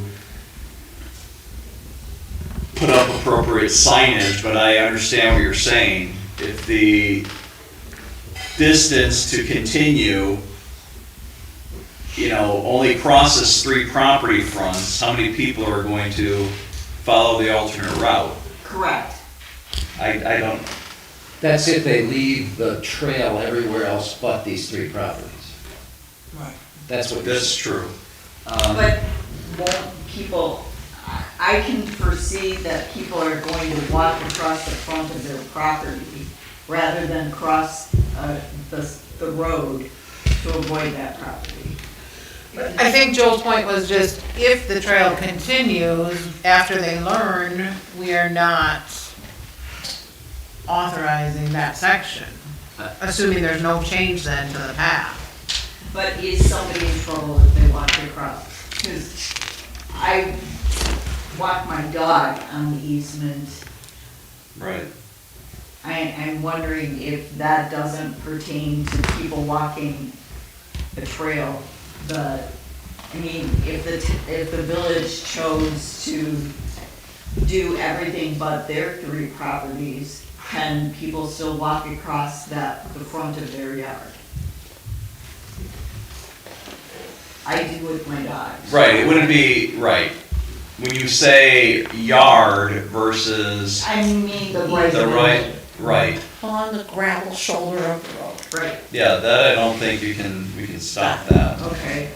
No, this is 55 feet of grass from the curb that's there to the utility poles. So it's 55 feet of grass that's in front of these properties, and they're talking about putting a 10-foot path. Oh, we can enforce that. What'd you say? We can enforce that then. To stay off the right of way, yeah. So. I've lost my train of thought here. It's not the gravel portion. It sounds like a significant portion of your yards. No. Oh, If there's a okay. curb at the road, and then 55 feet in is the utility pole, and that is entirely right in Whole front yard, John. It's like the whole front yard. I feel as though that anybody that uses a walking trail, a biking trail, if there is a designated trail, whether they have to cross a road or not, they stay on the trail. Right. As somebody that does that and family that does that, we respect the trail. So I would hope that that would not be an issue. But as Attorney Mill said, then we can enforce it as well.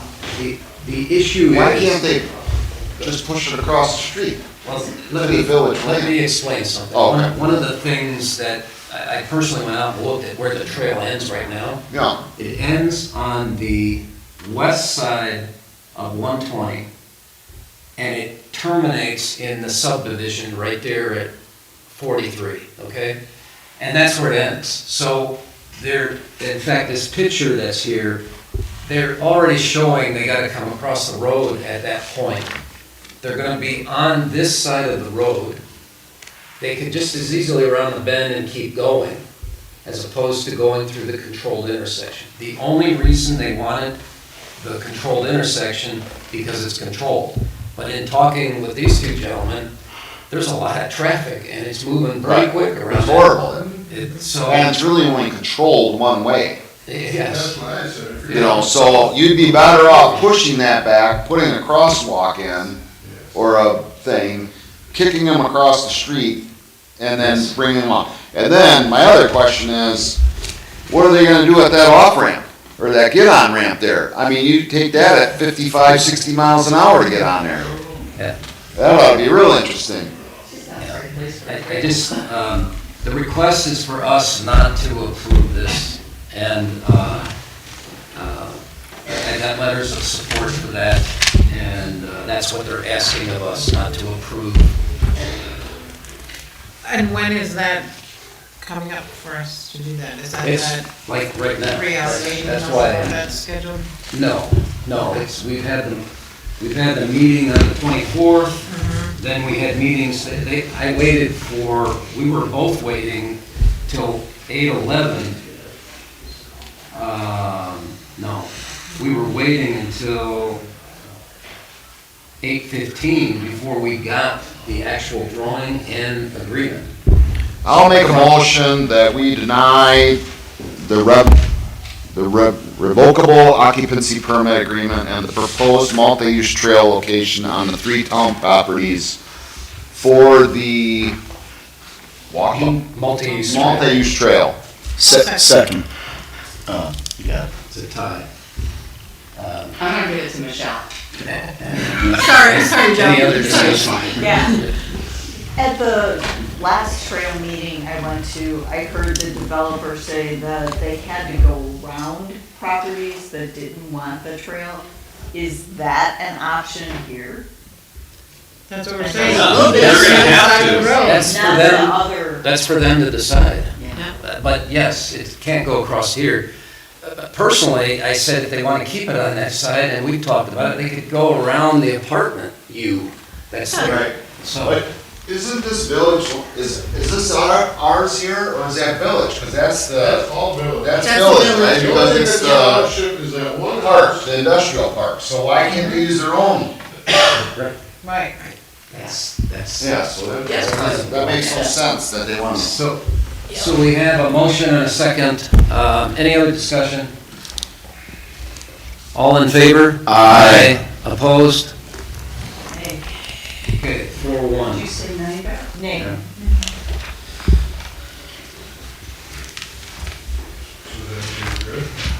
Yeah, That's what we'll do. that means that's how I'll go back. Thank you, guys. Yeah. Thanks, everybody. Yeah, thanks for all Thanks your for sticking it up. The last item under 10 is discussion about a village educational workshop with the village president, Matt Johnson, on this ETA, ESD stuff. One thing, I had a couple conversations, cell phones while we're running around, and he made a comment that there are TID information on the village website that I'm going to try and find the link and I'll send it to you guys.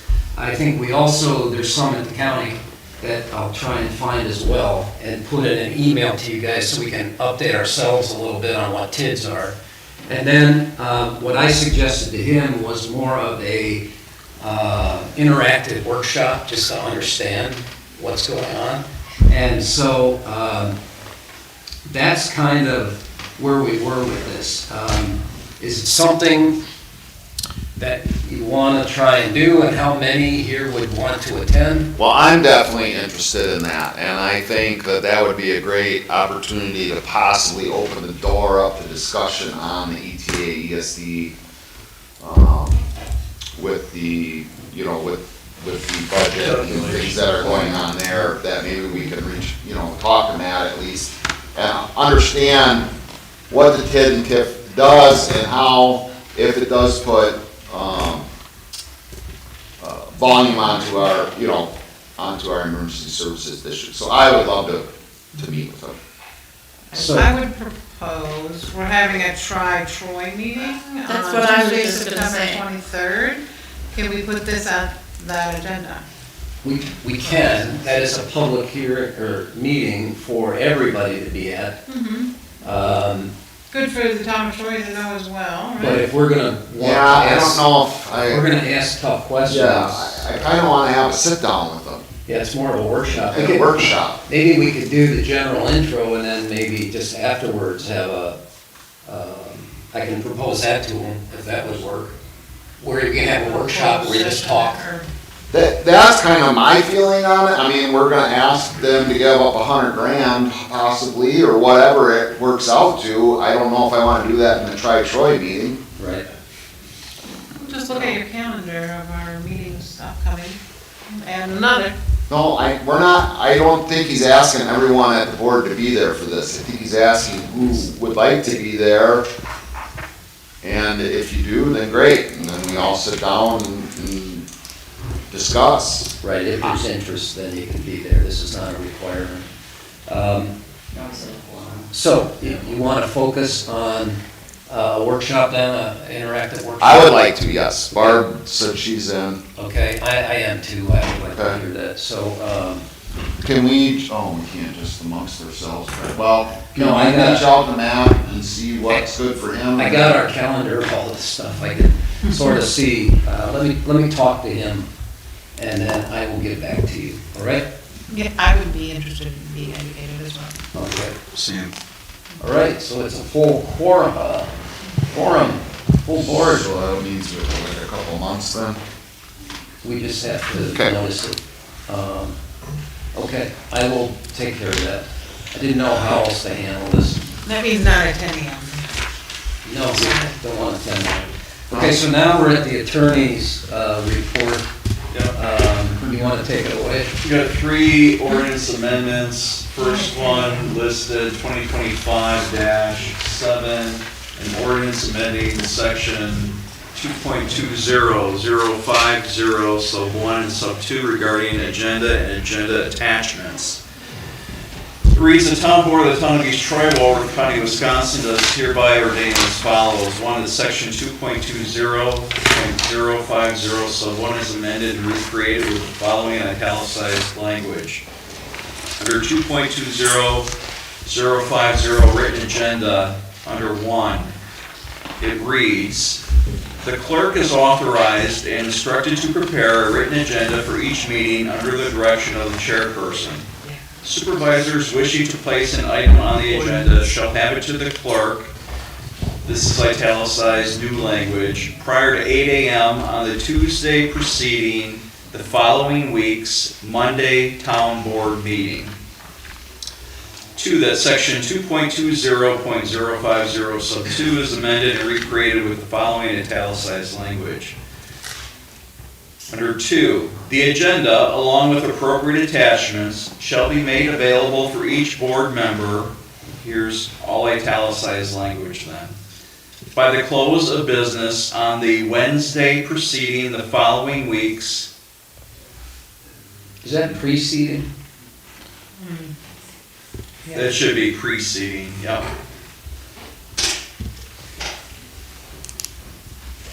Spell check's not gonna catch that. No. The following week's Monday town board meeting, if the planning commission resolution or resolutions are not available to provide to the board by the close of business on that Wednesday, the agenda and the rest of the packet will be provided with the planning commission resolution or resolutions to follow when it or they become available. The rest of the ordinance remains the same. 3, all italicized language above is amended language. The remainder of the ordinance remains unchanged. This ordinance shall become effective upon its passage and publication as provided by law. Dated this 8th day of September. So, Story name. can I just clarify? So, our meeting was the 8th. This ordinance is saying anything for today's meeting would have had to have been provided by Wednesday? Tuesday, the 2nd. Oh, okay. We've corrected it. They're saying that it's gotta be provided to us by Wednesday, right? Correct. Yes. This changes the June language. Which I had. Okay. Which means any single agenda item without an appropriate attachment, report, summary, memorandum, etc., will not be added to the agenda absent extenuating circumstances beyond the control of the person responsible for said attachment. That's in the original, that's still in here. That is still in here, Yeah. yes. So it does require a memo or information or something, and that's where, I think you're right, the tournament thing. I just want to know how nice I have to be, because people give me stuff late all the time, and I accommodate. I am trying to be very. You are, and I'm not going to call anybody out, but I have accommodated. So we really need to start trying to do it. If we're gonna hold, Clerk Buchanan to Wednesday, then we gotta have our stuff in by Tuesday, and I think we. Yes. And another point, just so you know, if I email it by Wednesday, which is the goal, Yeah. okay? You have to realize that's an abbreviated, incomplete packet. Sure. So even what goes online in on the website will not necessarily have all the documents because some stuff is just for you guys. Not everything's gonna be online, you still have to pick up that paper packet to review prior to the meeting. Some of the budget information and what have you. And you're not saying in this that you want it published by Wednesday, are you? You just want it in the No. board's hands. We So, have, yes. the Yeah. three of us have to Yeah. approve an agenda, and Right. in order to do that, you need to see the agenda. Yep. And you need to see any memos that are supporting that agenda item. Correct. And that's all we're trying to clarify here. It's really way more time than, Yeah. than what the real meaning is, but that's all we're trying to clarify here. So I think it's good with the change. With the one change. Receiving. I'll make a motion, we approve ordinance number 2025-7 amending section 2.20.050 sub 1 and sub 2 regarding agenda and agenda attachments. Second. All in favor? Aye. Opposed? Okay, so that's good. The next one in order is ordinance number 2025-6. It's an ordinance amending section 2.20.040 sub 1 regarding order of business and adding consent agenda item. Reads the town board of the town of East Troy, Warwick County, Wisconsin is hereby ordained as follows. One, that section 2.20.040 sub 1 is amended and recreated to replace the section language with the following italicized language. 2.20.040 order of business. Number one, the order of business shall be as follows. Standard order of business per Robert's Rules of Order. A, call to order. B, roll call. C, pledge of allegiance. D, certification of compliance with open meetings law. E, approval of meeting agenda. Move and or withdrawal of agenda items. F, consent agenda. A single motion that is seconded and approved by a majority of the board will approve all of the following items. Any item listed can be pulled from the list and voted on or discussed separately. The list of consent agenda items is not inclusive or limited. First, on the consent agenda, approval of minutes from previous sessions, special meetings, and planning commission minutes. 2, chairman and or supervisor reports. 3, media/IT report. 4, this is new, ETAESD report. And then the numbering of 5 through 10 are all different. 5, park committee report. 6, Booth Lake Memorial Park board report. 7, Lake Beulah Management District report. 8, recycling report. 9, library report. 10, license and special event applications. G, treasurer's report, monthly financial summaries, quarterly detail and cash flow report. H, public comments. I, reports of departments, representatives, and committees. Here the numbering is different. 1, Department of Public Works report, complex discussions require written summaries. 2, police report. 3, planning commission report. J is old business, that's normal, not changed. K, new business lawfully before the board. L, attorney report, resolutions and ordinances. M, special and pending meetings. N, review bills for payment. O, adjournment. All italicized language and numbering above is the amended language and or manner of presentation or numbering incorporated into the existing ordinance. The remainder of the existing ordinance remains unchanged. This ordinance shall become effective upon its passage and publication as provided by law. Because we're dealing with the order of the agenda and it is completely listed out, I thought, at least for the packet, rather than doing the first couple words with a ... rather than just reprinting the agenda was better. Make a motion to approve ordinance number 2025-6, an ordinance amending section 2.20.040 sub 1 regarding order of business and adding consent agenda item. Second. Any, I have one comment. Under DPW, you have complex discussions require written summaries. That should also apply to any police issues. any what issues? Police issues. Police issues, yeah. It's like windows. We did, you know, a little. Well, that wasn't on the original. Oh. Do you want me to add that under Oh, police report under too? Police? What's the board's opinion? I mean, like this Police- kiosk thing. The kiosk, yeah. He should have something, a summary. I mean, it just, you're requiring it of everybody else. Sorry.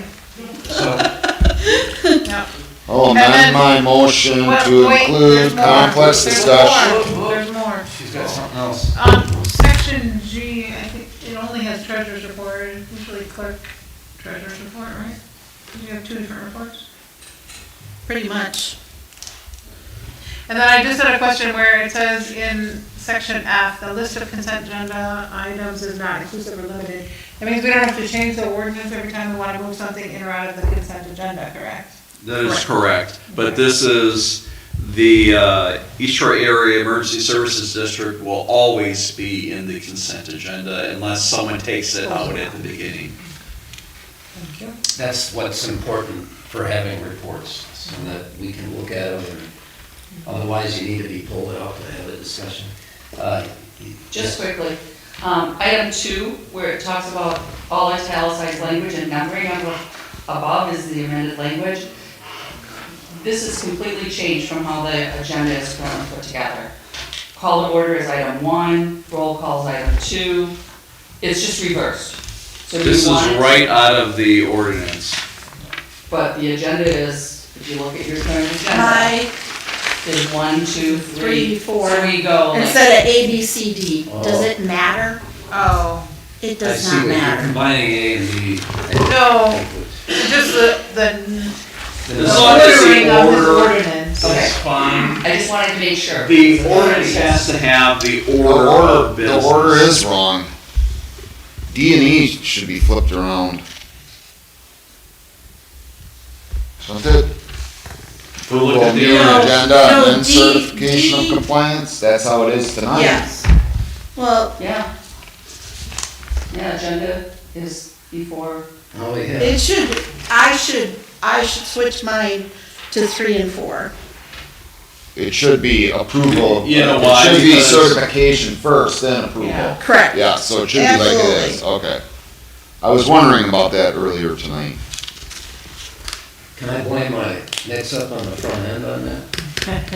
Well, Yes. and they combine call to order and roll call into one. The ordinance just has it as 2. Right. Okay, so what do I I think need? we As have, amended. As amended. As amended. Thank you. Perfect. Chairman, are you putting the police department in the consent agenda? No. no, we're asking that you provide for complex discussions, written summaries, like your kiosk thing. Okay. Just so we have something to look at and Or a analyze. new car or whatever. Yeah. I know you love paperwork anyway. That was all it was added. Well, why don't we just put it in the consent agenda, you know? Oh. I'd like to put everything in there. You gotta be here. Some of us have to work in the morning. Yeah, so, do we have a first and second? Yes. Okay. All in favor? Aye. Opposed? So this is, Last one is 2025-8, an ordinance amending section 2.20.075 sub 5 regarding procedure for the enactment of new town code ordinances. It reads, the town board of the town of East Troy, Walworth County, Wisconsin, does hereby ordain as follows. 1, that section 2.20.075 sub 5 is amended and recreated to replace the section language with the following italicized language. Under 5, posting is italicized of new ordinances. There is no state law. It continues unchanged until the next sentence, which reads, however, in furtherance of the purpose stated above for all new ordinances, the town board shall allow for this is italicized language. A full copy of all new ordinances to be included in the public packet for 2 consecutive board meetings prior to enactment of the same. 2, all italicized language is the amended language. The remainder of the existing ordinance remains unchanged. 3, this ordinance shall become effective upon its passage and publication as provided by law, dated this 8th day of September. This is to get rid of reading of ordinances in the future. Should have done this first and then did the other 2. That's not how it works. So. Yeah, it's for new ordinances, not for amendments. Oh. Make a motion to approve ordinance. Okay, go ahead. Make a motion to approve ordinance 2025-8, amending section 2.20.775 subsection 5 regarding procedure for the enactment of new town code ordinances. Second. Okay, discussion. So does that mean we are creating an ordinance and then people have 2 more months? It's gonna take 3 months to pass a new ordinance. Mm-hmm. That's what you're saying? Yeah. That doesn't sound effective to me, to be honest, but.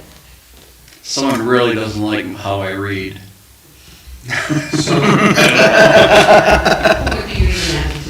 Why does it take 3 months? I thought it was only 2. It sits in the packet. 2 months, it says 2 consecutive board meetings prior to the enactment. So actually, it's 4 months, you have to. Well, we can waive the. What actually would be 1 month, No. then second month, we have and Go ahead. then we can vote on it. It's that in this second month's month. packet. It would have to go into next month's packet. That's 1 month. And then it gets approved the following month. Why? In November. Why couldn't That's you? what this says. Why can't you says approve it's it in that the month? packet, but can't you approve it the second time it's in the packet? Well, it's still gonna be 3 It months. says 2 consecutive. Prior to the enactment of it. That's why I'm questioning. Good question.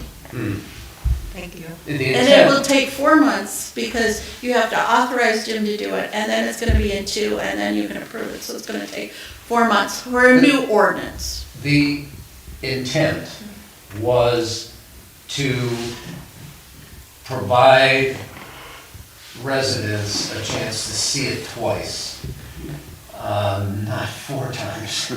Well, they wouldn't see it. Yeah, I know, that's aggravating, for But- 4 months, so. Jim, How often do you go to Code Publishing to update with approved why, ordinance? When I get a couple of them. Attorney Mills, Yes. if it's in 1 month Yep. and it's in the following month, Mhm. 30 days later, we can't enact on it that night? Then it should be. Not according to this. Then I have to change. The ordinance. Technically, No. it is It is. prior, it's in the packet Yeah. prior to the approval. It's in the packet twice. Oh, week 2 before. consecutive Yeah, so it's 30 days. board meetings prior to the enactment of this. So yes, it could be, Still in gonna be a effect 3-month tomorrow. process. Still gonna be 3 on the months. Tuesday after that second board meeting. Yeah.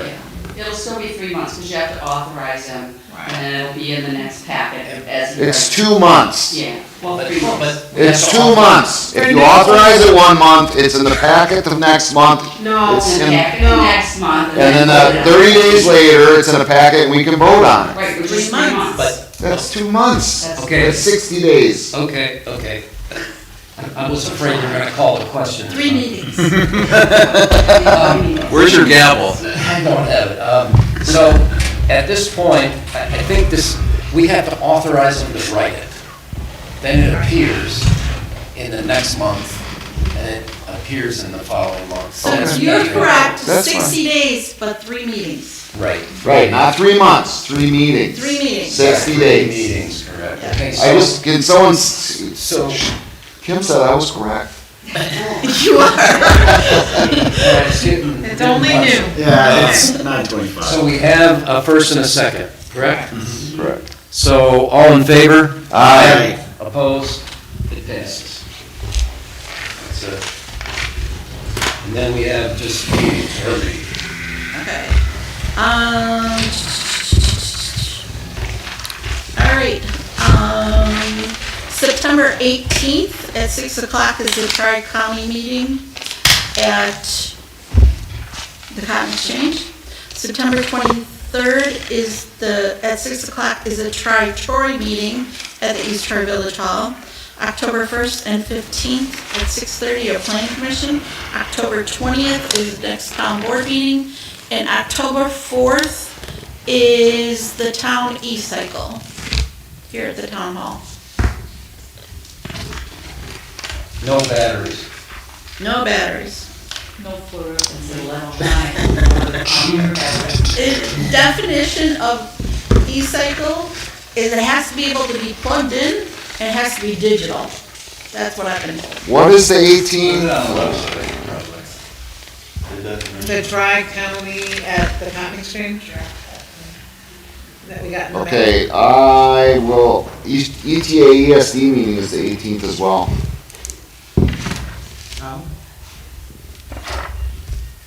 At what time? 5:30.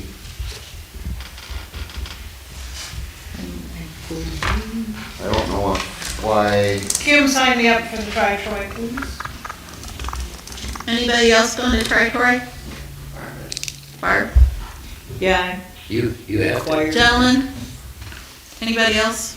When is this year? The 18th. I'm not in town. That's the one at the Cotton Exchange. I think you're on vacation, right? I am. I went to that last year. It's like quarterly, right? Yeah. It's on the 18th. I think we should do the budget workshop on the 18th as well. Hi. Yes. How funny. Okay. Funny boy. I guess at 5:30 it's at? Social hour, yeah. I think, yeah. Yeah, you can put me down for it.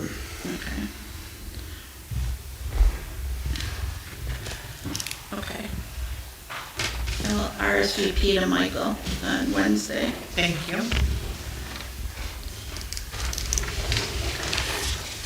So are you just gonna use this for budget workshops, just establish a date, or what do you want? Okay.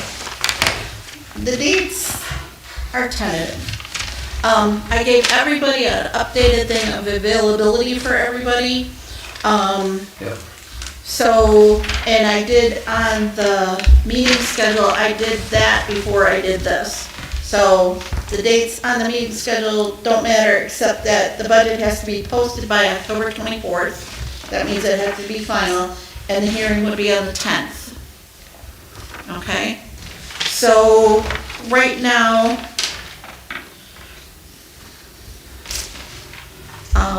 15th. like the 22nd, September 22nd is a pretty good date, except for Joe who's working. And Why, like, what time are you thinking on the 22nd? for times for these, Yeah. 6 o'clock. Okay. Are you out of town? or- Yeah, I'm in Peoria.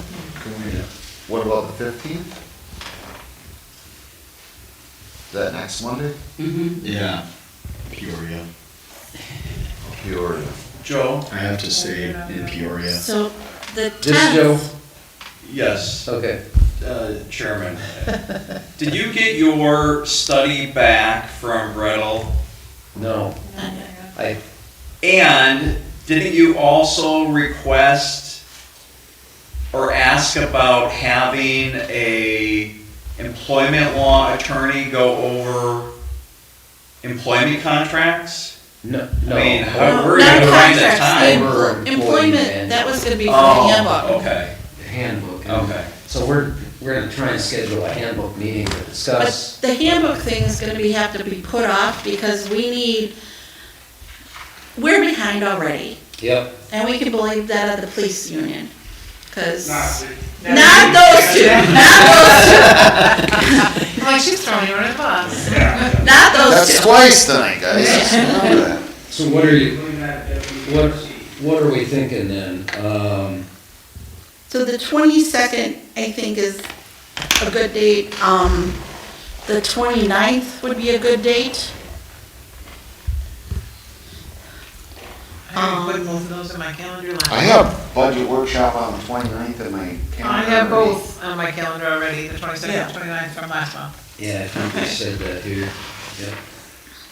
I mean, and that's one thing I learned at my conference, that I can't remember which municipality it was, but they always schedule for their board's convenience sake, like any special town board meetings, they always try to do it like one day of the week. Like we have our regular meeting Mondays, so if we have to have a special, we have it on Mondays. That way people can kind of keep that in the back of their minds when they're making their life plans, that, okay, Monday, if something's coming up, it would be on a Monday, instead of picking a different day a week every time. So we're gonna lock in on 22, 9/22, 9/29, 10/15, 10/16. That would be awesome. And hopefully the police union will, They're not in yet? they're still going through their state approval process, because it had to go to the state. Good. What did you say, the 4 Mondays? 4 O'clock each Mondays, of yeah. those evenings? 6 o'clock for all of The them. 9th and 6th.